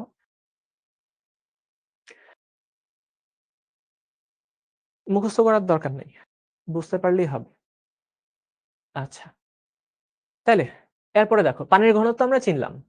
এখন আমাদের ২ টা টার্ম খুব ভালো করে জানতে হবে। একটা হচ্ছে ভাইয়া তোমার আপেক্ষিক গুরুত্ব, আপেক্ষিক গুরুত্ব, আরেকটা হচ্ছে বাষ্প ঘনত্ব। বাষ্প ঘনত্ব, আপেক্ষিক গুরুত্ব এবং বাষ্প ঘনত্ব। তো এই ২ টা জিনিস এখন আমরা বোঝার চেষ্টা করব। ঠিক আছে? আপেক্ষিক গুরুত্ব এবং কি বাষ্প ঘনত্ব। তাহলে ভাই একটু লিখে ফেলো আপেক্ষিক ঘনত্ব। সবাই একটু ঝটপট করে লিখো আপেক্ষিক ঘনত্ব। এই আপেক্ষিক শব্দটা আমরা তখনই ব্যবহার করব যখন কারোর সাপেক্ষে কোনো কিছু হিসেব করব। কারোর সাপেক্ষে হিসেব করব, অর্থাৎ তুলনা করার জন্য এটাকে আমরা ব্যবহার করি। আপেক্ষিক শব্দটা আমরা কেন ব্যবহার করি ভাইয়া? এই আপেক্ষিক শব্দটা আমরা ব্যবহার করি তুলনা করার জন্য। এতটুকু মাথায় রাখবা। তো আপেক্ষিক ঘনত্ব আমরা ঘনত্বের মধ্যে তুলনা করব। ঠিক আছে, তো আমরা 2 ধরনের আপেক্ষিক ঘনত্ব দেখি। একটা হচ্ছে তোমার আপেক্ষিক গুরুত্ব, বুঝো? সবাই ঝটপট করে লিখো আপেক্ষিক গুরুত্ব, যাকে আমরা ইংরেজিতে বলি specific gravity. Gravity, specific gravity. আর দ্বিতীয় হচ্ছে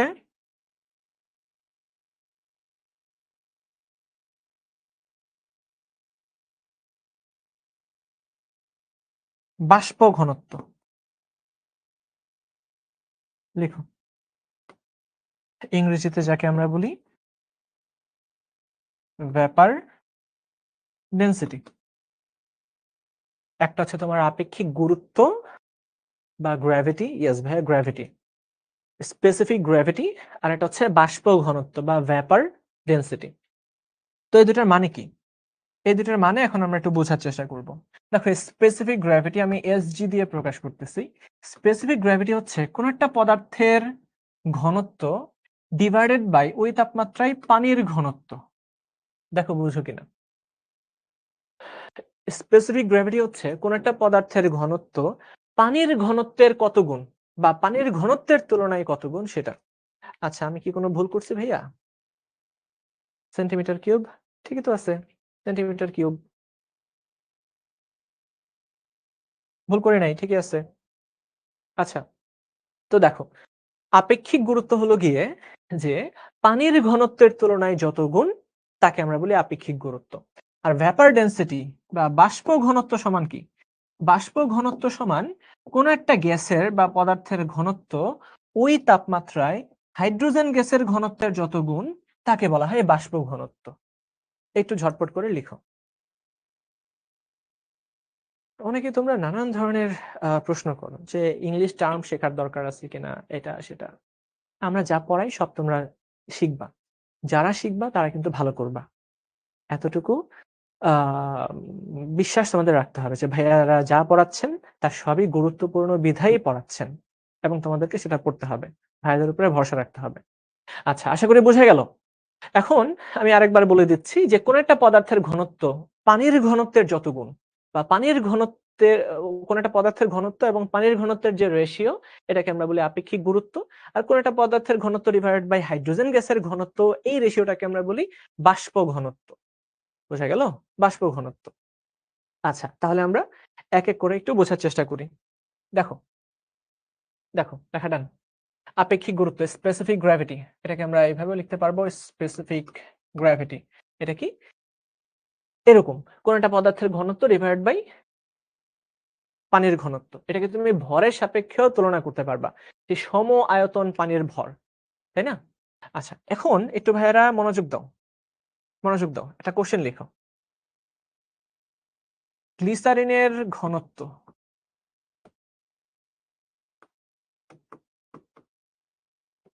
গ্লিসারিনের ঘনত্ব 1260 কেজি পার মিটার কিউব হলে এর আপেক্ষিক গুরুত্ব কত? এই ম্যাথটা সলভ করো। ক্লাস আটকে যাচ্ছে ভাইয়া, নেটওয়ার্কে কোনো প্রবলেম আছে? আমাদের এন্ড থেকে ভাইয়া নেটওয়ার্কের কোনো প্রবলেম নাই।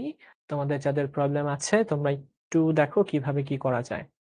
তাপমাত্রা 4 ডিগ্রি বা 10 ডিগ্রি বা 15 ডিগ্রি এটা ম্যাটার করে না ভাইয়া। তাপমাত্রা 4 থেকে 14 হলে যে খুব বেশি আয়তন চেঞ্জ হয়ে যাবে ওরকমটা না। পানির ঘনত্ব কিন্তু খুব সহজে চেঞ্জ হয় না অল্প তাপমাত্রা চেঞ্জ করাতে। সাবাস, তোমরা সবাই দেখি সঠিক অ্যান্সার দিচ্ছ। তো স্পেসিফিক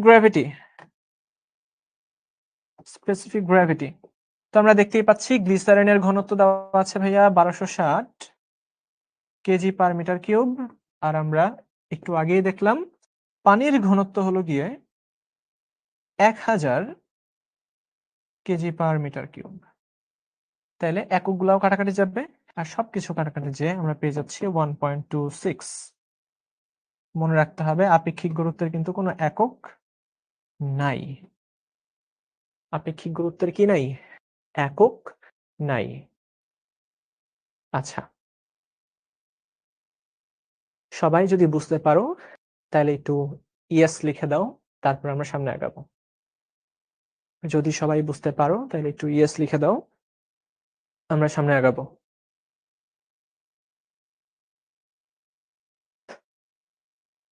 আচ্ছা, সাবাস, ইয়েস। তাহলে আমরা আমরা পরীক্ষায় কিভাবে আপেক্ষিক গুরুত্বকে কাজে লাগাবো আমি সেটা দেখাচ্ছি। তুমি এখন এই গ্লিসারিনের ঘনত্বটাকে সিজিএস এককে প্রকাশ করো। এই সবাই প্রশ্নটা বুঝো। গ্লিসারিনের যে ঘনত্ব 1260 কেজি পার মিটার কিউব এটাকে তোমরা সিজিএস এ প্রকাশ করো। সিজিএস এ প্রকাশ করো। ঝটপট সিজিএস এ প্রকাশ করো। এটাকে তোমরা সিজিএস এ প্রকাশ করো। দেখি কে সবার আগে অ্যান্সারটা বের করতে পারে। সিজিএস এ প্রকাশ করো।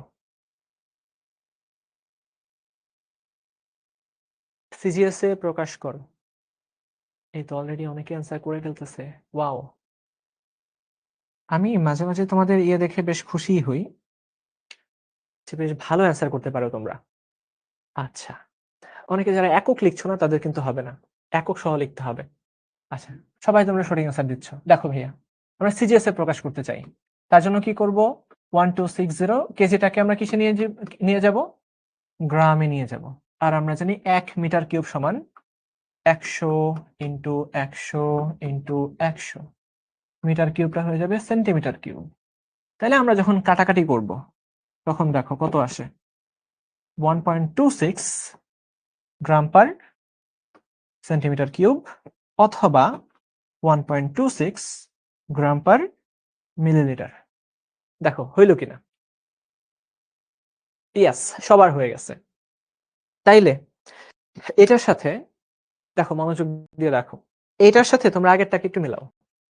গ্লিসারিনের আপেক্ষিক গুরুত্ব ছিল 1.26, আবার এই গ্লিসারিনের ঘনত্ব 1.26। ইয়েস, সিসি, সেন্টিমিটার কিউব বা সিসি একই জিনিস।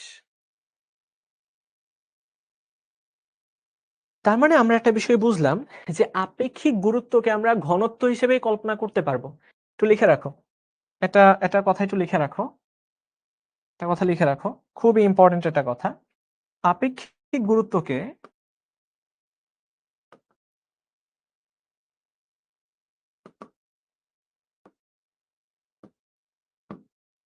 মানকে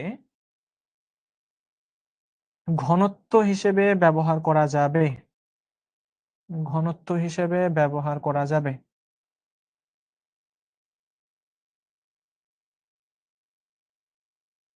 শুধু এককটা কিসে থাকবে? এককটি গ্রাম পার সেন্টিমিটার কিউব বা গ্রাম পার মিলিলিটার হবে।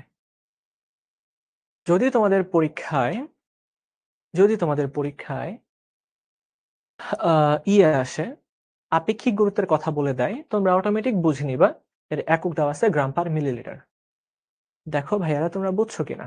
ভাইয়া ৩টা ১০০ দিয়ে ভাগ করলেন কেন? এটা তো অলরেডি আগেই দেখাইছি। ১ মিটার সমান ১০০ সেন্টিমিটার। ১ মিটার কি ১০০ সেন্টিমিটার। তো মিটার কিউব যেহেতু আমাদের ৩ বার গুণ করতে হবে। দেখো বুঝলা কিনা? একদম ক্লিয়ার। ওকে। তো এটা সবাই লিখে ফেলো, ঝটপট করে লিখে ফেলো। এই কনসেপ্টটা খুবই কাজে লাগবে আমরা যখন ম্যাথ সলভ করাবো। এবং লেখা শেষ হয়ে গেলে একটু ইয়েস লিখো। লেখা শেষ হয়ে গেলে সবাই একটু ইয়েস লিখো। ওকে, ক্লিয়ার। শাহেদ আহমেদের অনেক কিছু মাথার উপর দিয়ে চলে যাচ্ছে। ভাইয়া তোমাকে আরেকবার একটু রেকর্ডিংটা দেখতে হবে। বুঝছো? যারা বুঝতে পারছো না তাদের দায়িত্ব হচ্ছে আরেকবার রেকর্ডিংটা দেখা। ঠিক আছে? আমি কিন্তু একই টপিক বারবার করে রিপিট করতে পারবো না। রিপিট করলে ক্লাসে টাইমের মধ্যে টপিক শেষ হবে না। অনেকেই বিরক্ত হয়ে যাবে। এবং এটা স্বাভাবিক। তো যারা একটু বুঝবে না ভাইয়া তোমাদের কাজ হবে আরেকবার রেকর্ডিং দেখে ফেলা। এটাই কিন্তু অনলাইনে ক্লাসের সবথেকে বড় সুবিধা। আচ্ছা। তো আপেক্ষিক গুরুত্ব যদি ভাইয়া গ্রেটার দেন 1 হয়, কারণ আমরা জানি পানির আপেক্ষিক গুরুত্ব 1। তো এটা যদি গ্রেটার দেন 1 হয় দ্যাট মিন্স পানির চেয়ে ঘনত্ব বেশি, এটা ডুবে যাবে। লেস দেন 1 হলে এটা পানিতে ভেসে যাবে। আর যদি আপেক্ষিক গুরুত্ব সমান 1 হয়ে যায় দ্যাট মিন্স এর ঘনত্ব পানির ঘনত্বের সমান। তো তুমি যে অবস্থায় রাখবা পানির নিচে সেই অবস্থায় থাকবে। যেমন সাবমেরিন গুলা কি করে মাঝে মাঝে তার ঘনত্ব চেঞ্জ করে ফেলে, তাই না? পানি একবার বের করে দেয় আরেকবার পানিকে সে নিজের মধ্যে নেয়। এতে করে সে ঘনত্ব যখন কমে যায় তখন ভেসে ওঠে, ঘনত্ব বেড়ে গেলে ডুবে যায়। আর যখন ঘনত্ব সমান হয়ে যায় পানির তখন সে যে কোনো জায়গায় স্থির বসে থাকতে পারে, একদম ইয়ের মতো, ডাকাতের মতো। আচ্ছা, তারপর আমরা একটু দেখে ফেলি ভাইয়া বাষ্প ঘনত্ব। অলরেডি আমরা দেখে ফেলছি বাষ্প ঘনত্ব বা ভেপার ডেন্সিটি হচ্ছে কোন একটা পদার্থের ঘনত্ব হাইড্রোজেন গ্যাসের ঘনত্বের কত গুণ। তো এটাকে আমরা যদি একটু সহজ করে ফেলি, সহজ করলে তুমি পাবা যে আণবিক ভরকে 2 দ্বারা ভাগ করলে বাষ্প ঘনত্ব পাওয়া যায়। জাস্ট এতটুকু লিখে রাখো ভাইয়া, যথেষ্ট। এটার প্রমাণের দরকার নেই, সময় নষ্ট হবে। আণবিক ভরকে 2 দ্বারা ভাগ করলে আমরা বাষ্প ঘনত্ব পাবো। যে কোনো পদার্থের আণবিক ভরকে 2 দ্বারা ভাগ করলে বাষ্প ঘনত্ব পাবো। রিদওয়ান জিজ্ঞেস করলো ভাইয়া সিজিএস পদ্ধতি মানে কি? সিজিএস মানে হচ্ছে সেন্টিমিটার গ্রাম সেকেন্ড। আচ্ছা, আমরা সামনে আগাচ্ছি। দেখেন ভাইয়া, দেখেন। এই তো এইবার আসলো দ্রাব্যতা। এইবার চলে আসলো দ্রাব্যতা। লিখো, টপিক লিখো। খুব সিরিয়াস। এইবার আসলো দ্রাব্যতা, অর্থাৎ শুরু থেকে আমরা যেটার কথা বলতেছি, যেটা থেকে পরীক্ষায় 100% প্রশ্ন আসবে। ইহাই হচ্ছে তোমাদের দ্রাব্যতা। ঠিক আছে? তাহলে এটা আমি একটু আলাদা করে লিখবো। তোমরা সবাই আমার সাথে লিখো। দ্রাব্যতা, যাকে ইংরেজিতে বলা হয় সলিউবিলিটি। সলিউবিলিটি। দেখো, না এটা খুব বেশি কঠিন না। তুমি যদি বুঝতে পারো, আমার কথাগুলো যদি মনোযোগ দিয়ে খেয়াল করো, এই মুহূর্তে তোমরা কেউ যদি ভাত খেতে থাকো, কেউ যদি তোমার পরিবারের ছোট ভাই বা বড় ভাই কারোর সাথে কথা বলতে থাকো বা আড্ডা দিতে থাকো, সবাইকে একটু বলো কাইন্ডলি আপনারা ওকে আলাদা করে পড়তে দেন। এই সময়টা তোমার খুবই জরুরি। কেউ যদি কথা বলে বা অন্য কোনো কাজ করার মাধ্যমে ডিস্ট্রাক্টেড হয়ে যাও, মনোযোগ যদি সরে যায়, তাহলে কিন্তু বুঝতে একটু সমস্যা হবে। খুব মনোযোগ দিয়ে তুমি এখন বাকি যে সময়টুকু আছে সময়টুকু করো।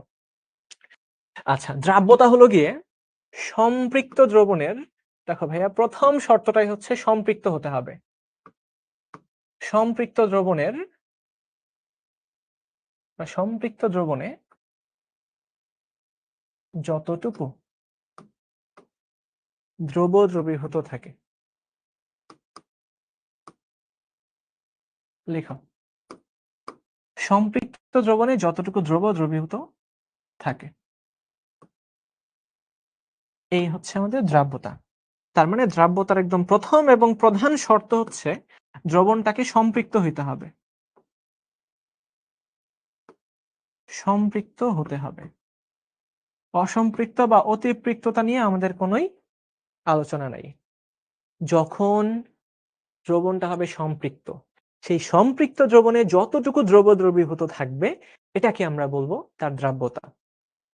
ঠিক আছে, এই দ্রাব্যতাকে আমরা বেশ কয়েকটা একক দিয়ে প্রকাশ করব। এই দ্রাব্যতাকে আমরা বেশ কয়েকটা একক দিয়ে প্রকাশ করব। একটু মনোযোগ দাও। এই দ্রাব্যতাকে আমরা বেশ কয়েকটা একক দিয়ে প্রকাশ করব। যেমন ১ নাম্বার একক।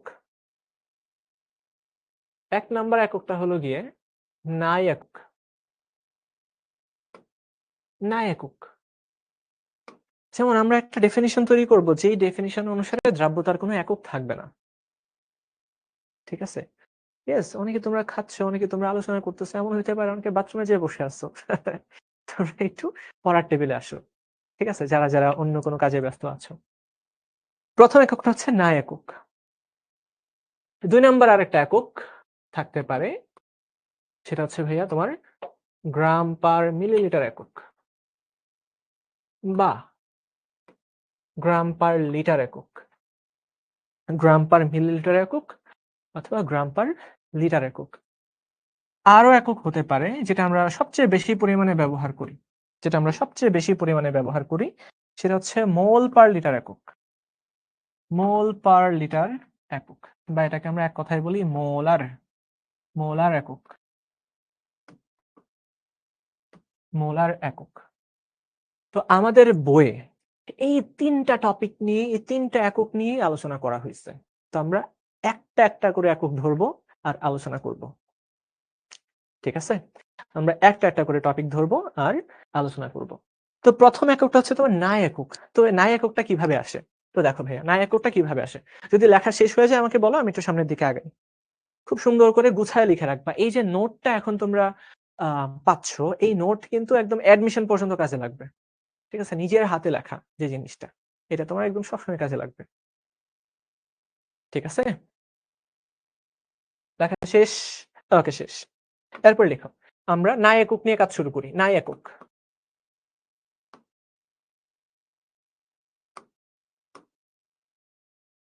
তো যদি দেখো যে দ্রাব্যতার মান দেওয়া আছে কিন্তু কোনো একক দেওয়া নাই, তাহলে আমরা এই ডেফিনিশনটাকে ফলো করব। সেটা হচ্ছে নির্দিষ্ট তাপমাত্রায় বা কোনো একটা নির্দিষ্ট তাপমাত্রায়,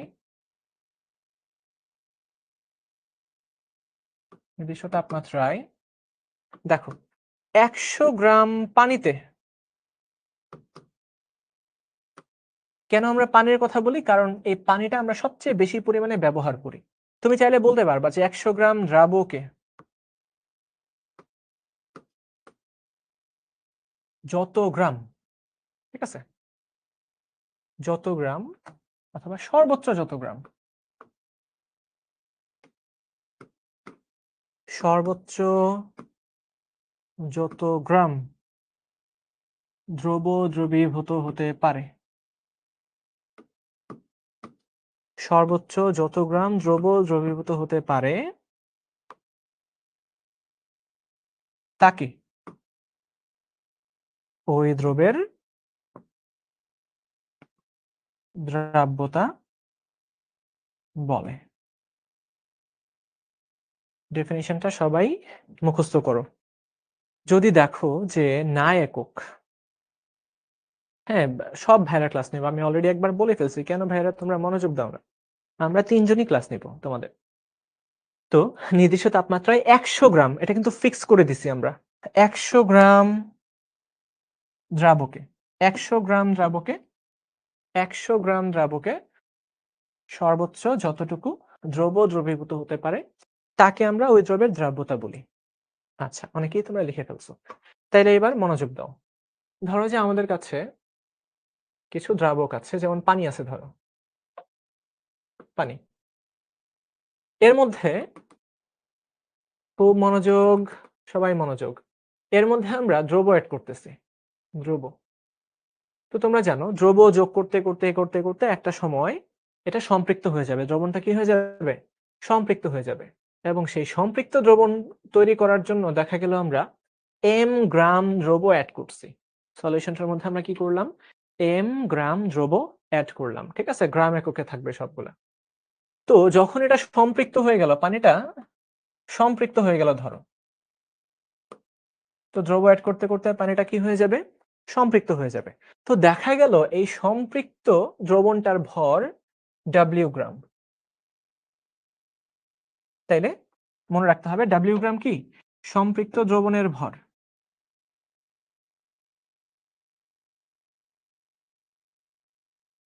যেই সম্পৃক্ত দ্রবণটা তৈরি হইল সেই সম্পৃক্ত দ্রবণটার ভর কত? W গ্রাম। ঠিক আছে? আচ্ছা। তো এই অবস্থায় আমাকে একটু বলো যে ভাইয়া এইখানে দ্রাবক কত গ্রাম আছে? আমাকে একটু বলো যে দ্রাবক কত গ্রাম আছে? সবাই একটু ঝটপট করে আমাকে বলো যে দ্রাবক কত গ্রাম আছে? দ্রাবক কত গ্রাম আছে আমাকে একটু জানাও। এই পাত্রে দ্রাবক কতটুকু আছে? পূর্ণতারায় সবার প্রথম অ্যান্সার করছে, সিনহা সবার প্রথম অ্যান্সার করছে, সাবাস। দেখো ভাই এর মধ্যে দ্রবণ আছে W গ্রাম আর দ্রব্য আছে M গ্রাম। তো দ্রবণ থেকে দ্রব্যটাকে বাদ দিলেই তো আমরা দ্রাবকের ভর পাবো। বোকারা সবাই 100 গ্রাম বলতেছে। এই এখানে কি 100 গ্রাম আমি বলছি? বলি নাই তো। W মাইনাস M, ঠিক আছে। এই ছিল আমাদের দ্রবণ আর এই হচ্ছে দ্রব্য। তো দ্রবণ থেকে দ্রব্যকে বাদ দিলে আমরা দ্রাবক পাবো। এবার দেখো সংজ্ঞা কি বলে। আমরা দেখতে পাচ্ছি এখানে আমরা দেখতে পাচ্ছি যে W মাইনাস M গ্রাম দ্রাবকে দ্রবীভূত আছে M গ্রাম দ্রব্য। M গ্রাম দ্রব্য। তাইলে 1 গ্রাম দ্রাবকে দ্রবীভূত আছে, সবাই লিখো, M divided by W minus M gram দ্রব্য। তাইলে সংজ্ঞা অনুসারে 100 গ্রাম 100 গ্রাম দ্রাবকে কতটুকু দ্রবীভূত থাকবে?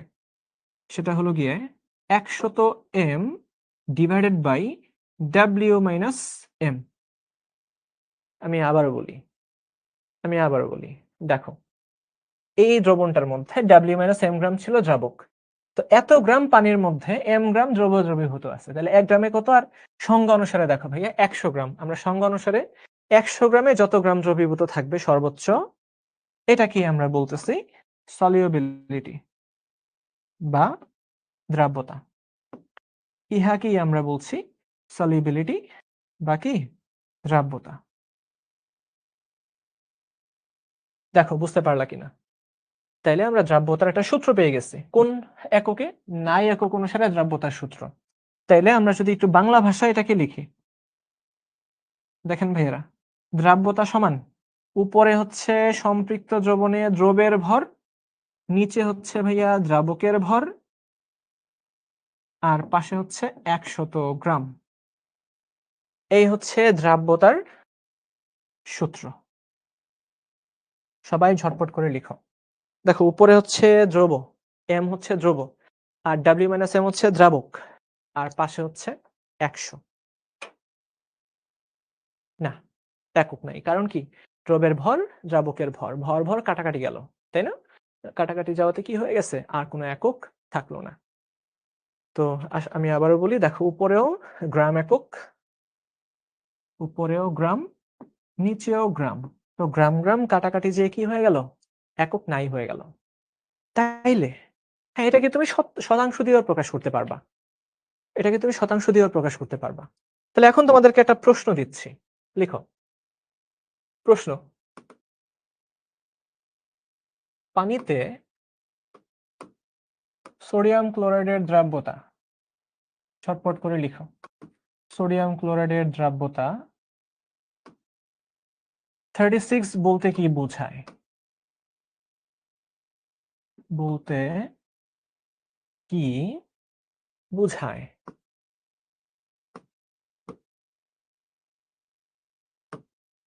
36 বলতে কি বোঝায়?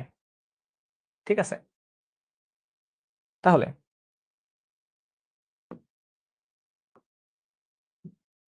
500 গ্রাম, আচ্ছা এটা একটু পড়েই দিচ্ছি, আগে তোমরা এটাই বোঝো। এই প্রশ্নটা লিখো, এই প্রশ্নটা সবাই একটু লিখো।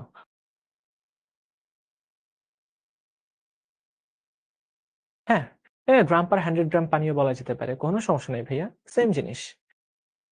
সাবাস, নাজিমউদ্দিন সঠিক অ্যান্সার দিচ্ছ যে 100 গ্রাম পানিটাকে সম্পৃক্ত করার জন্য 36 গ্রাম কি লাগবে?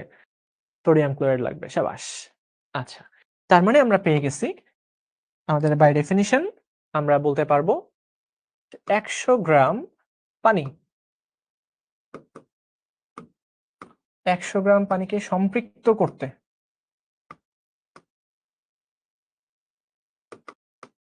সম্পৃক্ত করতে 36 গ্রাম দ্রব লাগবে। আর এই দ্রবটা মানেই হচ্ছে sodium chloride. 36 gram sodium chloride লাগবে। ঠিক আছে মেহেদি হাসান, তাহলে আমাকে বলো দ্রবণের ভর কত হয়ে গেল? দেখেন ভাইয়া, দ্রবণের ভর কিন্তু হয়ে গেছে, দ্রব ছিল 100 আর দ্রাবক হচ্ছে 36, তাহলে এই অবস্থায় আমাদের দ্রবণের ভর কিন্তু 136 গ্রাম হয়েছে। জাস্ট এটা এমসিকিউ এর জন্য, যদি বলে আর কি যে দ্রাব্যতা এত, তাহলে তুমি যদি এত গ্রাম দ্রব অ্যাড করো, তাহলে দ্রবণের দ্রব যদি অ্যাড করো তাহলে দ্রবণের ভর কত হবে? সাবাস, 136 হবে। এই তো 100 গ্রাম আছে পানি আর 36 গ্রাম আছে সোডিয়াম ক্লোরাইড, তাহলে দুইটা মিলে যে শরবতটা তৈরি হয়েছে, লবণের যে শরবত তৈরি হয়েছে, তার ভর হচ্ছে 136 গ্রাম। তাহলে ভাই আমাকে আরেকটা প্রশ্ন উত্তর দাও দেখি।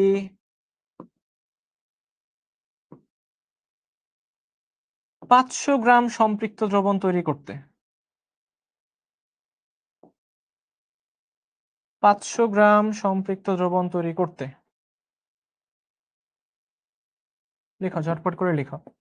500 গ্রাম সম্পৃক্ত দ্রবণ তৈরি করতে কত গ্রাম লবণ লাগবে?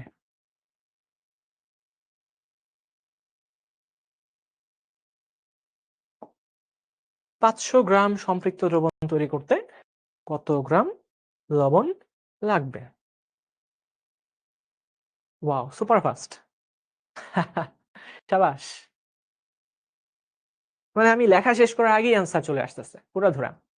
আচ্ছা, তাহলে আমি একটু সবার জন্য বলি। দেখো ভাইয়া, আমরা অলরেডি দেখে ফেললাম, আমরা অলরেডি দেখলাম, দেখো ম্যাথটা আমরা কিভাবে একদম কনসেপ্ট বুঝে বুঝে আমরা কেমনে সলভ করতে পারি। দেখো দ্রবণের ভর ছিল 136 গ্রাম, তাই না? তার মানে আমরা দেখতে পাচ্ছি যে 136 গ্রাম, যেটা কিনা আমরা লিখবো 100 প্লাস 36, 136 গ্রাম দ্রবণ তৈরি করতে আমাদের দ্রব লাগতেছিল কত? 36 গ্রাম, তাই না? 36 গ্রাম, এই তো উপর থেকে আমরা দেখে ফেলছি। এই যে 136 গ্রাম সম্পৃক্ত দ্রবণ তৈরি করতে দ্রব লাগতেছে আমাদের 36 গ্রাম, তাহলে 1 গ্রাম করতে কত আর 500 গ্রাম করতে কত? তাহলে 500 গ্রামের জন্য আমাদের কি লাগবে? 500 ইন্টু 36 ডিভাইডেড বাই 136। বলো বুঝছো কিনা, নাকি আবার বোঝাইতে হবে? আমাকে জাস্ট বলো। ঐকিক নিয়ম, জাস্ট সহজ ঐকিক নিয়ম। 136 গ্রাম দ্রবণ তৈরি করতে আমাদের দ্রব লাগলো 36 গ্রাম, 1 গ্রাম করতে কত আর 500 গ্রাম তৈরি করতে কত? তাহলে আমরা একটু ঝটপট করে সলভ করে ফেলি।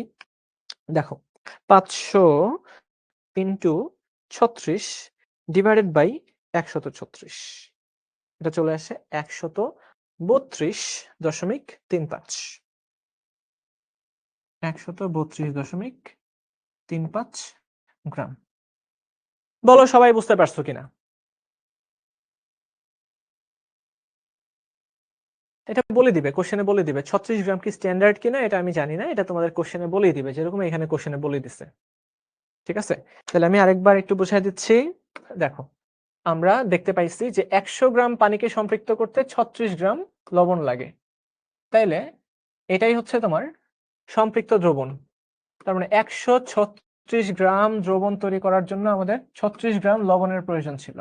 তাহলে 1 গ্রাম দ্রবণ তৈরি করতে 36 ডিভাইডেড বাই 136 গ্রাম লবণের প্রয়োজন হয়েছে। আর 500 গ্রাম দ্রবণ তৈরি করতে 500 ইন্টু 36 ডিভাইডেড বাই 136 গ্রাম লবণ লাগবে। এটাই হয়ে গেছে 132.35 গ্রাম। আই হোপ এটা নিয়ে আর কোনো তোমাদের সমস্যা নাই। একদম ইজি, তুমি জাস্ট এটাকে ফিল করার চেষ্টা করো ভাইয়া যে আসলে এটাকে আমরা কিভাবে অ্যান্সার গুলা করতে পারি।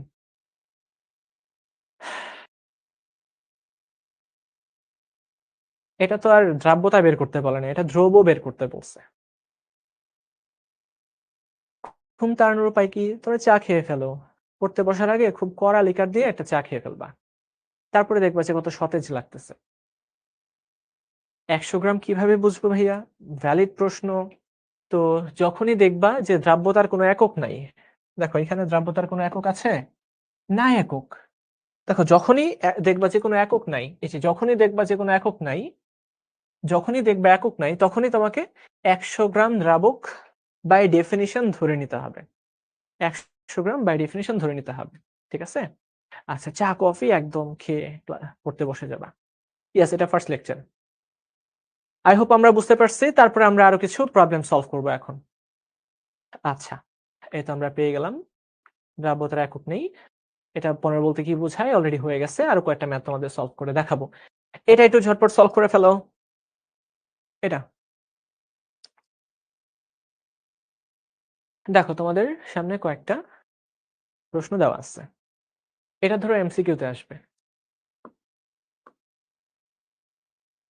এমসিকিউ তে আসবে। 1 নাম্বার দ্রাব্যতা বের করতে বলছে, এটা হচ্ছে তোমার 34। 2 নাম্বার দ্রাব্যতা বললো 17। 3 নাম্বার দ্রাব্যতা বললো 11.333। 4 নাম্বার বললো কোনোটিই নয়। আমরা এবার একটা পোল লঞ্চ করব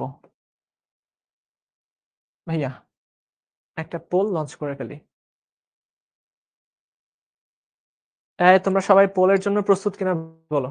প্রশ্ন নাম্বার 1, সমুদ্রের পানিতে লবণের দ্রাব্যতা কত? আমরা দেখি এটা কয়জন করতে পারি।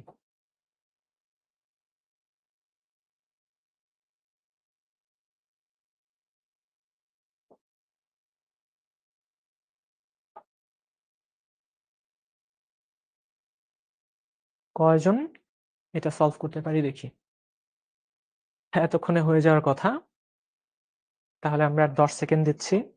10, 9, 8, 7, 6, 5, 4, 3, 2, 1, ডান। 43% তোমরা ভোট দিছো, 280 জন। তার মধ্যে কারেক্ট অ্যান্সার হচ্ছে 13%। আমি আরো বেশি চাইছিলাম। শেখ ইব্রাহিম ইফাজ সবার প্রথম অ্যান্সার করছে, আবির মাহমুদ, তারপর আকিব হোসাইন, অনামিকা তাবাসসুম, তাসনিম প্রীতি, ঐশী হালদার, নোরা, নন্দিনী সাহা, হাসিব, উম্মে মুশফিকা মিম। এই হচ্ছে আমাদের টপ 10। আচ্ছা, কংগ্রেচুলেশন তোমাদের সবাইকে। তো ভাইয়া একটু মনোযোগ দাও। দ্রাব্যতা বলছে, দ্রাব্যতা কত? ভাইয়া দ্রাব্যতা বের করার জন্য আমাদের কি লাগে? সম্পৃক্ত দ্রবণ লাগে না? এই তোমরা বলো যে এটা সম্পৃক্ত দ্রবণ লাগে কিনা। সম্পৃক্ত দ্রবণ লাগে, কিন্তু এখানে কি বলে দেওয়া আছে যে এটা সম্পৃক্ত? এই সমুদ্রের পানি কি সম্পৃক্ত? সমুদ্রের পানির মধ্যে কি লবণ মেশানো যাবে না? অবশ্যই যাবে, ঠিক আছে? তো তো যেহেতু এটা বলা নাই এটা সম্পৃক্ত নাকি অসম্পৃক্ত নাকি অতিপৃক্ত, আমরা কিন্তু এটার বের করতেই পারবো না। এটা কোনোটিই নয়, আমরা জানি না দ্রাব্যতা কত। ঠিক আছে, অ্যান্সার হচ্ছে কোনোটিই নয়। 4।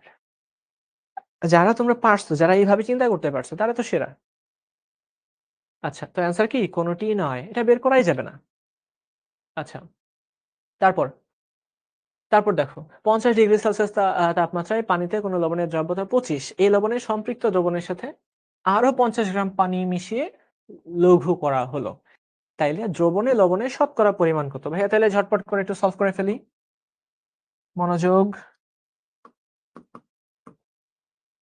দেখো যেহেতু বলছে যে দ্রাব্যতা 25, তো দ্রাব্যতা বা সলিউবিলিটি 25 এর মানে কি? 25 এর মানেই হচ্ছে দ্রাবক দ্রাবক আছে 100 গ্রাম, আর লবণ বা দ্রব আছে তোমার 25 গ্রাম, দ্রব আছে 25 গ্রাম। তুমি কি করলা, এর সাথে আরো 50 গ্রাম পানি মিশিয়েছো, তাইলে নতুন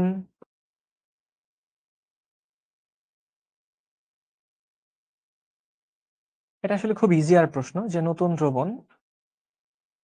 নতুন দ্রবণের ভর সমান। দেখো ভাইয়া, দ্রাবক শুরুতে ছিল 100, দ্রব ছিল 25, নতুন করে তুমি আরো 50 গ্রাম পানি মিশিয়েছো, তাহলে নতুন দ্রবণের ভর কত হয়ে গেল? 150 175। খুবই সহজ ম্যাথ। তো নতুন করে যেহেতু আরো 50 গ্রাম পানিকে মিশিয়েছো, সুতরাং এইবার লবণের শতকরা পরিমাণ, তো পার্সেন্টেজ অফ লবণ সমান, দেখো ভাইয়া লবণ আছে 25 গ্রাম, আর পুরা দ্রবণের ভর কত? 175 গ্রাম, আর শতাংশ বের করার জন্য 100% দিয়ে গুণ করতে হবে। তাইলে আমরা বের করে ফেলি এটা কত আসে। এটা হাতে হাতেও করা যাবে।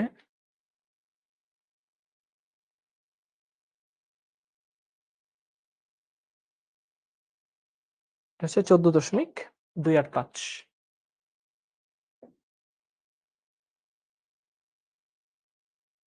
14.28%।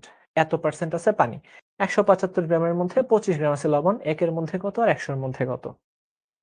তো লিখে নিতে পারো বা স্ক্রিনশট তুলে নিতে পারো। আমরা কিন্তু আরো বেশ কয়েকটা ম্যাথ সলভ করব। ঠিক আছে, শুধু ঘুম আসে। তবে ইয়ে করো, চা খাও, কফি খাও। আচ্ছা, তো দেখো কোন দ্রবণের দ্রাব্যতা 25, ওই দ্রবণের 500 ml কে সম্পৃক্ত করতে, কতটুকু লবণ প্রয়োজন। তাহলে দেখো ভাইয়া, আমরা জানি দ্রাব্যতা সমান হচ্ছে দ্রবের ভর আর নিচে হচ্ছে দ্রাবকের ভর ইনটু 100। কিন্তু এই জায়গায় আমরা দেখতে পাচ্ছি, এই জায়গায় আমাদের আয়তন দেওয়া আছে, আয়তন। তো আয়তনটাকে আমরা ভরে কনভার্ট করতে পারবো। দেখো ভাইয়া, ঘনত্ব দেওয়া আছে, ঘনত্ব সমান দেওয়া আছে 1.2 গ্রাম পার মিলিলিটার, 1.2 গ্রাম পার মিলিলিটার। তাইলে এই দ্রবণের ভর কত হবে? আমরা জানি ঘনত্ব সমান ভর বাই আয়তন, সমান হচ্ছে 1.2। তাহলে আমরা দ্রবণের ভর বের করে ফেলবো, ঝটপট করে লিখো 1.2 ইন্টু 500, এত গ্রাম, এটা হলো গিয়ে 600 গ্রাম।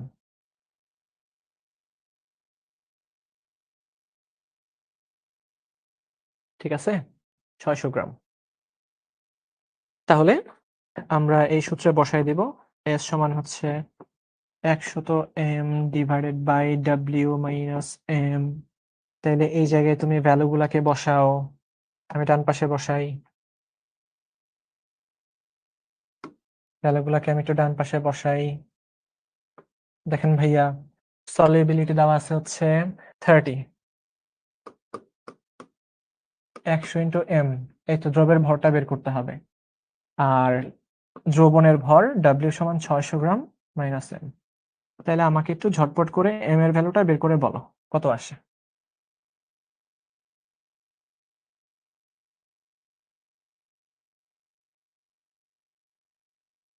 দেখো, ওই দ্রবণের 500 ml কে সম্পৃক্ত করতে তো বলি দেওয়া আছে, কোশ্চেন পড়তে হবে ভাইয়া, কোশ্চেন পড়তে হবে। দ্রাব্যতার একক তুমি চাইলে গ্রাম পার 100 গ্রাম লিখতে পারো, চাইলে লিখতে না পারো। তো আমি হচ্ছে না লেখার পক্ষে, বুঝছো, আমার এত কষ্ট করে গ্রাম পার 100 গ্রাম লিখবো এটা আমার ইচ্ছা হয় না। আচ্ছা, এই সূত্রটাই তো পড়াইছি, সূত্র না বোঝার কি আছে, এই সূত্রটাই আমি পড়াইছি মাত্র। তাহলে আমাকে ঝটপট করে বলো এম এর ভ্যালু কত আসে। এই সূত্রটাই আমি একটু আগে পড়াইছি। আচ্ছা, এই যে 30, এটা গেল। তাহলে আমি যদি আর গুণ করি, তাহলে চলে আসতেছে 1800 মাইনাস 3m সমান হলো গিয়ে 10m। তাহলে m সমান 1800 ডিভাইডেড বাই 13 গ্রাম। তো 1800 কে 13 দিয়ে ভাগ করলে কত আসে?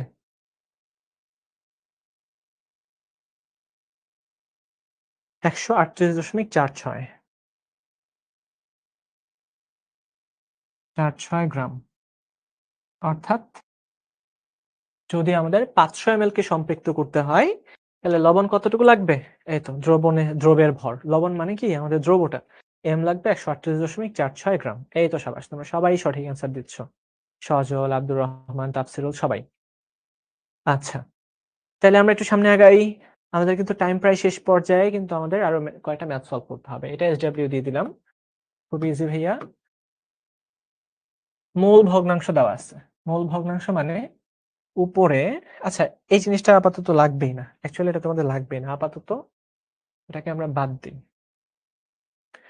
আচ্ছা, এটা SW, একদম সেম জিনিসটা আমি পড়াইছি। এটাও SW, দেখো ভাই আমি সেম জিনিসটাই পড়াইছি। আচ্ছা, এবার হচ্ছে এটা ভেরি ভেরি ইম্পর্টেন্ট। ধরে নিতে পারো এই প্রশ্নটাই পরীক্ষায় আসবে। ধরে নিতে পারো যে এই প্রশ্নটাই পরীক্ষায় আসবে। সবাই লিখো, যদি আমরা তাপমাত্রা চেঞ্জ করি তাইলে কি হবে? দেখো আজকের লাস্ট ম্যাথ, কিন্তু লাস্ট কঠিন ম্যাথ এটাই। হ্যাঁ, লাস্টে এসে মনোযোগ ধরে রাখা একটু কষ্ট। তো দেখা যায় কি যে আমরা 1 ঘন্টা ম্যাক্সিমাম 55 থেকে 60 মিনিট আমরা মনোযোগ ধরে রাখতে পারি, তখন অনেক ভাল লাগে। বাট এরপর যতই সময় গড়াইতে থাকে আমাদের মনোযোগ ততই ভাঙতে থাকে, এবং মনোযোগ যদি আর ক্লাসে না থাকে তাইলে কিন্তু ভাই আর ভাল লাগবে না ক্লাস। এটা আমি আগে ভাগে বলে দিচ্ছি, তোমাদের সেই ক্যাপাসিটিটুকু বাড়াইতে হবে, মনোযোগ ধরে রাখার ক্যাপাসিটি বাড়াইতে হবে। আচ্ছা, মনোযোগ দেখো, আপনাদের মনোযোগ আকর্ষণ করছি। 35°C তাপমাত্রা, 35 ডিগ্রিতে আমরা 20 গ্রামের একটা দ্রবণ বানাইছি। 20 গ্রাম NaCl এর একটা সম্পৃক্ত দ্রবণকে নিছি, 20 গ্রাম দ্রবণ। এই দ্রবণটাকে আমরা কি করলাম? বাষ্পীভূত করলাম। আচ্ছা, বাই দ্য ওয়ে এটা তো সহজ, এটা সহজ, একটু পরে কঠিন দিব। আচ্ছা, এটা খুবই সহজ। আচ্ছা, তখন আমরা কি পাইছি? বাষ্পীভূত করে আমরা 5.295 গ্রাম দ্রব পাইছি, দ্রব পাইছি। তাহলে দ্রাব্যতা কত? অ্যাকচুয়ালি ভাই অনেক বেশি ইজি হয়ে গেছে, আসলে এত ইজি দেওয়াটা আমার ইচ্ছা ছিল না। তো আমাদের সূত্র হচ্ছে এটাই, যে আমাদের দ্রবণের ভর W দেওয়া আছে, একটু আগে আমরা বলছিলাম 20 গ্রাম, দ্রবের ভর M সমান হচ্ছে 5.295 গ্রাম। তাহলে দ্রাব্যতা কত? দ্রাব্যতার সূত্র তো আমরা জানি, S সমান 100m divided by W minus M। এটাই জাস্ট, এটা ইজি, এটা খুবই ইজি আর ছিল। অ্যাকচুয়ালি আমি বুঝি নাই যে এই প্রশ্নটা কি ছিল। আচ্ছা, তো তোমরা পাইছো এটা কত আসে? কত আসে? 100 ইন্টু 5.295 ডিভাইডেড বাই W হচ্ছে তোমার 20 মাইনাস 5.295, কত আসে? 36 আসে, 36। ইয়েস,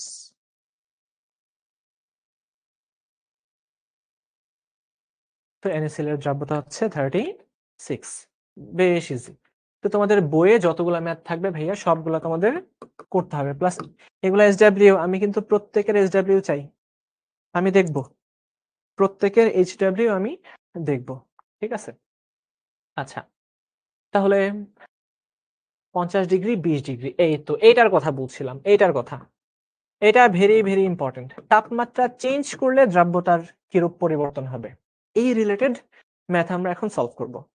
দেখো ভাইয়া, শুরুতে 50 ডিগ্রি ছিল, 50°C তাপমাত্রায় দ্রাব্যতা দেওয়া আছে 25, দ্রাব্যতা দেওয়া আছে 25, এবং এই 50 ডিগ্রিতে একটা সম্পৃক্ত দ্রবণ ছিল, W সমান হচ্ছে 200 গ্রাম। এই সবাই একটু দেখো, আমি আগে ভ্যালুটা বুঝাবো, তারপরে ম্যাথটা আরেকবার বুঝাবো। তারপর আমরা কি করলাম?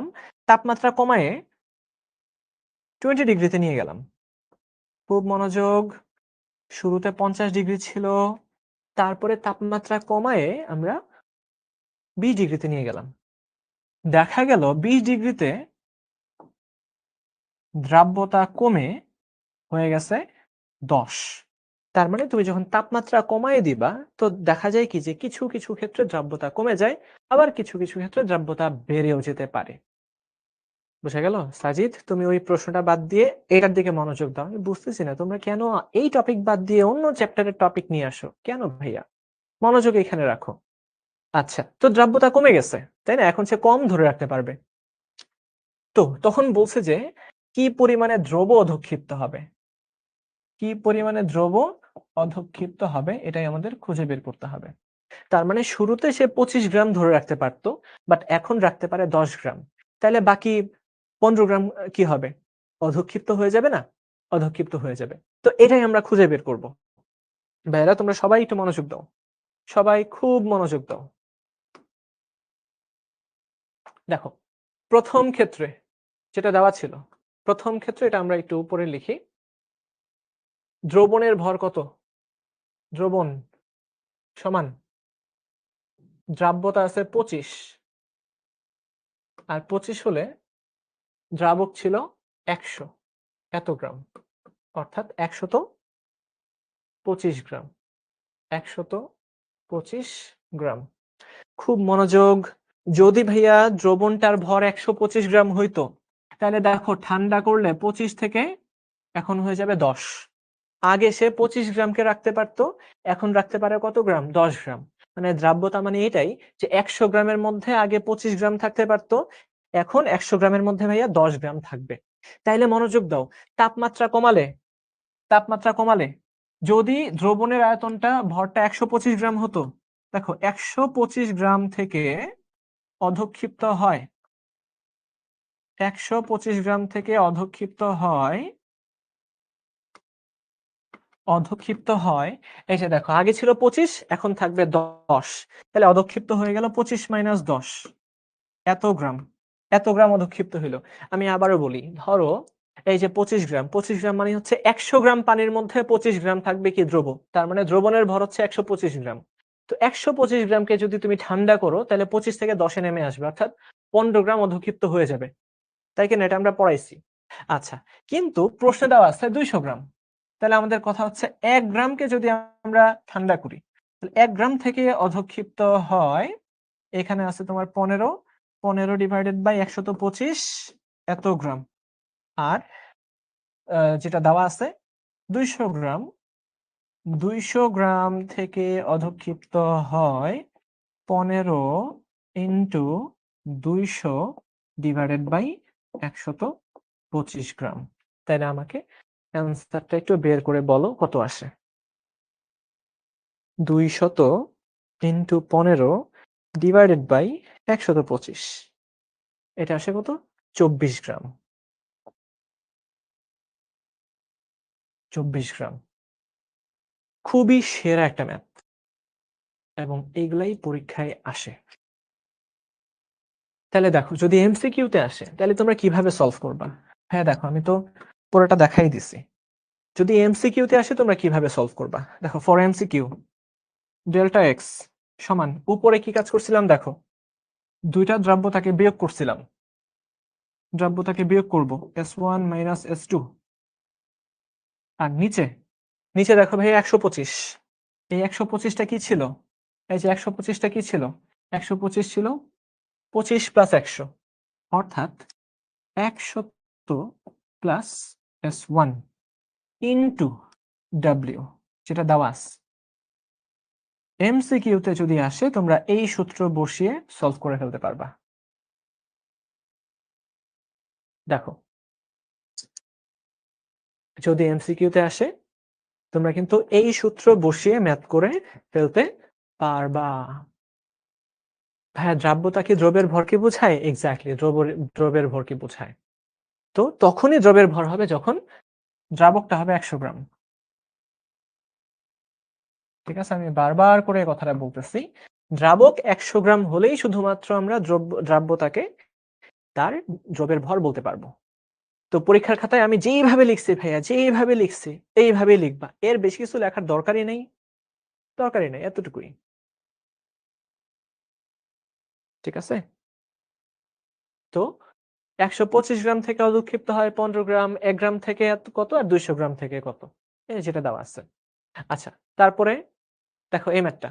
এটা তোমরা পুরাটা করবা, হ্যাঁ? আমি যেইভাবে বলছি ঠিক সেইভাবে করবা। তাহলে বলছে ২০ ডিগ্রিতে যদি ২০০ গ্রাম সম্পৃক্ত দ্রবণকে ৫০ ডিগ্রিতে উত্তপ্ত করি, তাইলে বুঝতেই পারতেছো এক্ষেত্রে আরো দ্রব্য দিতে হবে, তাই না? তাপমাত্রা বাড়ালে আরো দ্রব্য দিতে হবে। তাহলে আমরা ডিরেক্ট লিখে ফেলি S1 - S2 divided by 100 plus S1 into W। মনোযোগ দাও। S1 অর্থাৎ প্রথম তাপমাত্রা ২০ ডিগ্রিতে দ্রাব্যতা দেওয়া আছে ১০ মাইনাস ৫০ ডিগ্রিতে দ্রাব্যতা হচ্ছে ২৫ ডিভাইডেড বাই 100 প্লাস ১০ ইন্টু ২০০ গ্রামকে সম্পৃক্ত করতে হবে, তো এত গ্রাম। তো এই ক্ষেত্রে একটা মাইনাস ভ্যালু আসছে। মাইনাস ভ্যালুটা কত আসবে? ১৫/১১০ ইন্টু ২০০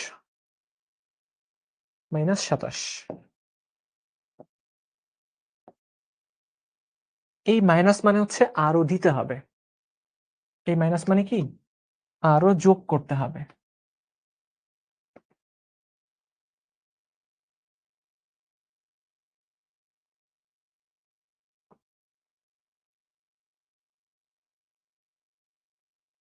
মাইনাস মানেই হলো আরো যোগ করতে হবে। তো তুমি যদি এতটুকু যোগ করে দাও তাহলে ৫০ ডিগ্রিতে যেও সে সম্পৃক্ত হয়ে যাবে। ঠিক আছে? অবশ্যই তাপমাত্রা বিবেচনা করতে হবে ভাইয়া। তাপমাত্রা বিবেচনা করতেই হবে। কেন করতে হবে না? আচ্ছা, এটা তোমরা বড় করে একটু করবা। ঠিক আছে? বড় করে করবা। আচ্ছা, তো তাপমাত্রা কি, কি বিষয়ের উপর নির্ভর করে? দেখো, এতক্ষণ আমরা যা, যা আলোচনা করলাম, দ্রবের প্রকৃতি, দ্রাবকের প্রকৃতি, তাপমাত্রা এবং চাপ। চাপ তখনই হবে যখন এই জায়গায় গ্যাসীয় দ্রব্য থাকবে। গ্যাসীয় দ্রব্য থাকলেই চাপের প্রভাবটা আসবে। আর ওইখানেই আমরা হেনরির সূত্র নিয়ে আলোচনা করি। হেনরির সূত্র। তাইলে আমাদের সর্বশেষ টপিক হবে, সেটা হচ্ছে রিটেনে তুমি ইয়েস মাইনাস রাখতে পারো। ঠিক আছে? তো আমরা দেখতে পাচ্ছি দ্রবের প্রকৃতি, দ্রাবকের প্রকৃতি, তাপমাত্রার প্রভাব এবং চাপের প্রভাব। এইগুলা একটু তোমরা বই থেকে পড়বা, হ্যাঁ? এগুলো তোমরা বই থেকে পড়বা। দেখো, স্লাইডের মধ্যে কিন্তু লেখা আছে। স্লাইডটা যখন ডাউনলোড দিবা তখন অবশ্যই এগুলা চোখে পড়বে। এগুলা বই থেকে পড়তে হবে। মেডিকেলের জন্য কিন্তু বেশ ইম্পর্টেন্ট। আচ্ছা, তাহলে দ্রাবকের প্রকৃতি রিডিং দিবা জাস্ট। পানি বা তেল, অবশ্যই তেলের মধ্যে চিনি দ্রবীভূত হবে না, পানির মধ্যেই হবে। আচ্ছা, দ্রবের প্রকৃতি ধরো যে পানির মধ্যে সোডিয়াম ক্লোরাইড যতটুকু দ্রবীভূত হবে, পটাশিয়াম নাইট্রেট কিন্তু ততটুকু দ্রবীভূত হবে না, আলাদা হবে। এটাই লেখা আছে। আচ্ছা, চাপের প্রভাব। এই যে দেখো, সফট ড্রিঙ্কস এর মধ্যে এটাকে আমরা না বলবো। এই ছবিটা কেন দেওয়া হয়েছে জানো? আমরা কোকা কোলাকে কি বলি? না বলি, তাই না? আমরা কোকা কোলা কখনো খাবো না। আচ্ছা, তো যখনই আমরা মুখটা ওপেন করি তখন কিন্তু দ্রাব্যতা কমে যায় গ্যাসের। ঠিক তখন গ্যাসগুলা বের হয়ে আসে। ঠিক আছে? তো এই চাপের প্রভাবটা নিয়ে আলোচনা করার জন্যই কিন্তু আমরা একটু ইয়ে করতেছি। এখন তোমাদেরকে আমরা হেনরির সূত্র পড়াবো। দেখো ভাইয়া, হেনরির সূত্র। বই পাও নাই? কে পাও নাই? তোমাদের সবার কাছে বই আছে। আচ্ছা, তো দেখো ভাইয়া, হেনরির সূত্র। হেনরির সূত্র কি বলে জানো? তুমি একটা নির্দিষ্ট তাপমাত্রায় গ্যাসের দ্রাব্যতা যদি বের করতে চাও, ভাইয়া গ্যাসের দ্রাব্যতা, পানিতে কতটুকু গ্যাস দ্রবীভূত থাকবে সেটা আরোপিত চাপের সমানুপাতিক। এটা একটা। যেমনই তো গ্যাসের দ্রাব্যতা ইজ প্রপোর্শনাল টু চাপ। চাপ যত বেশি দিবা তত বেশি দ্রবীভূত হবে। তাহলে এস সমান একটা ধ্রুবককে নিয়ে আসবো, হেনরির ধ্রুবক ইন্টু পি। এখানে কে হচ্ছে এটার নাম হেনরির ধ্রুবক। হেনরির ধ্রুবক। হেনরির ধ্রুবক। তো এটা একটা সূত্র। হেনরির সূত্রের এটা একটা সূত্র। দ্বিতীয় আরেকটা হচ্ছে পানিতে দ্রবের মোল ভগ্নাংশ। দ্রবের মোল ভগ্নাংশ বা দ্রবণে দ্রবের মোল ভগ্নাংশ চাপের সমানুপাতিক। তার কিন্তু দুইটা সূত্র আছে।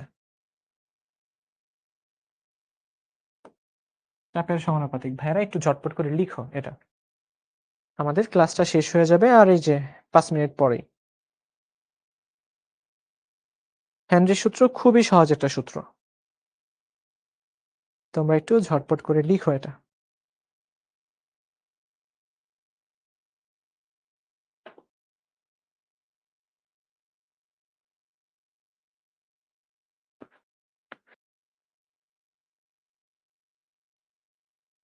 তাহলে আমরা লিখে দেই যে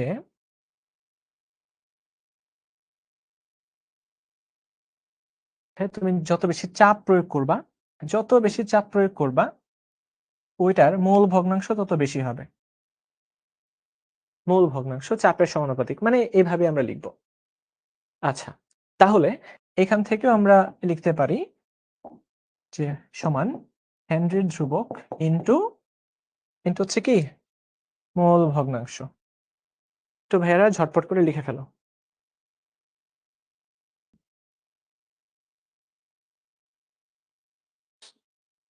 ঠিক আছে, এই দুইটা, হ্যাঁ এই তো শেষ। এই সূত্র দুইটা জানা থাকলেই জাস্ট ম্যাথ সলভ করে ফেলতে পারবা। আমি একটা ম্যাথ সলভ করে দিব, তারপরে তোমরা ঝটপট করে সলভ করে ফেলবা। আচ্ছা, তো বুঝছো? এই যে দেখো, তাপমাত্রায় দ্রাব্যতা আরোপিত চাপের সমানুপাতিক, হেনরির ধ্রুবকের একক টা একটু খেয়াল করো। দ্রাব্যতা সমান হেনরির ধ্রুবক কিন্তু পি, তো তাহলে আমরা লিখতে পারবো হেনরির ধ্রুবক সমান হচ্ছে দ্রাব্যতা ডিভাইড বাই পি।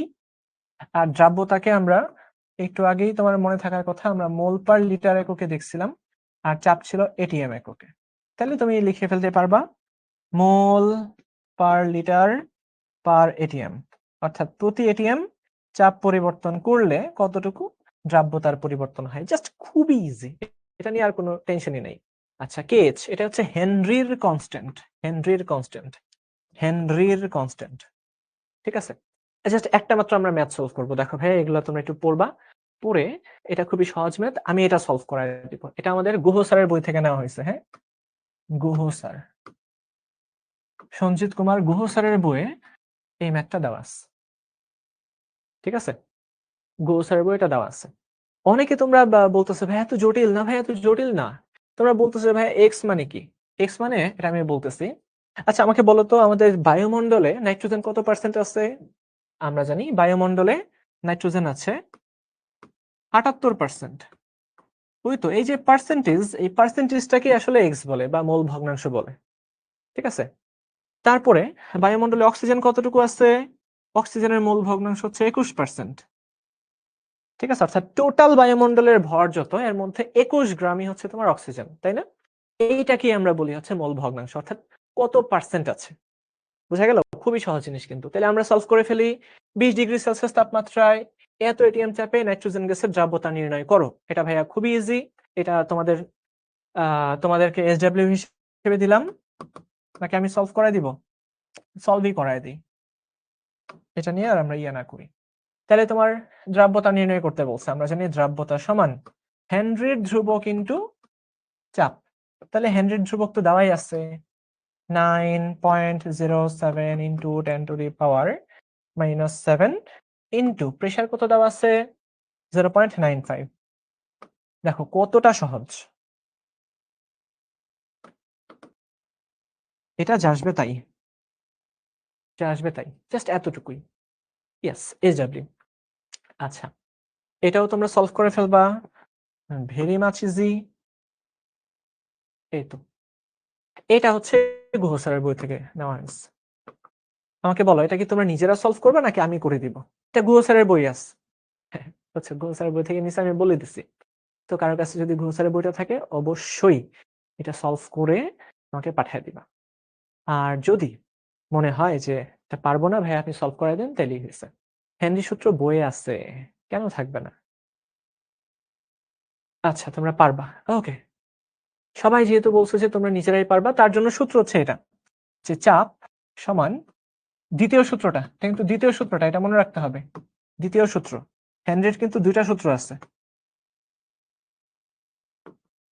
দ্বিতীয় সূত্রটাকে কাজে লাগাইতে হবে। ঠিক আছে, আমি লিখে দিচ্ছি প্রথম সূত্র, দ্বিতীয় সূত্র।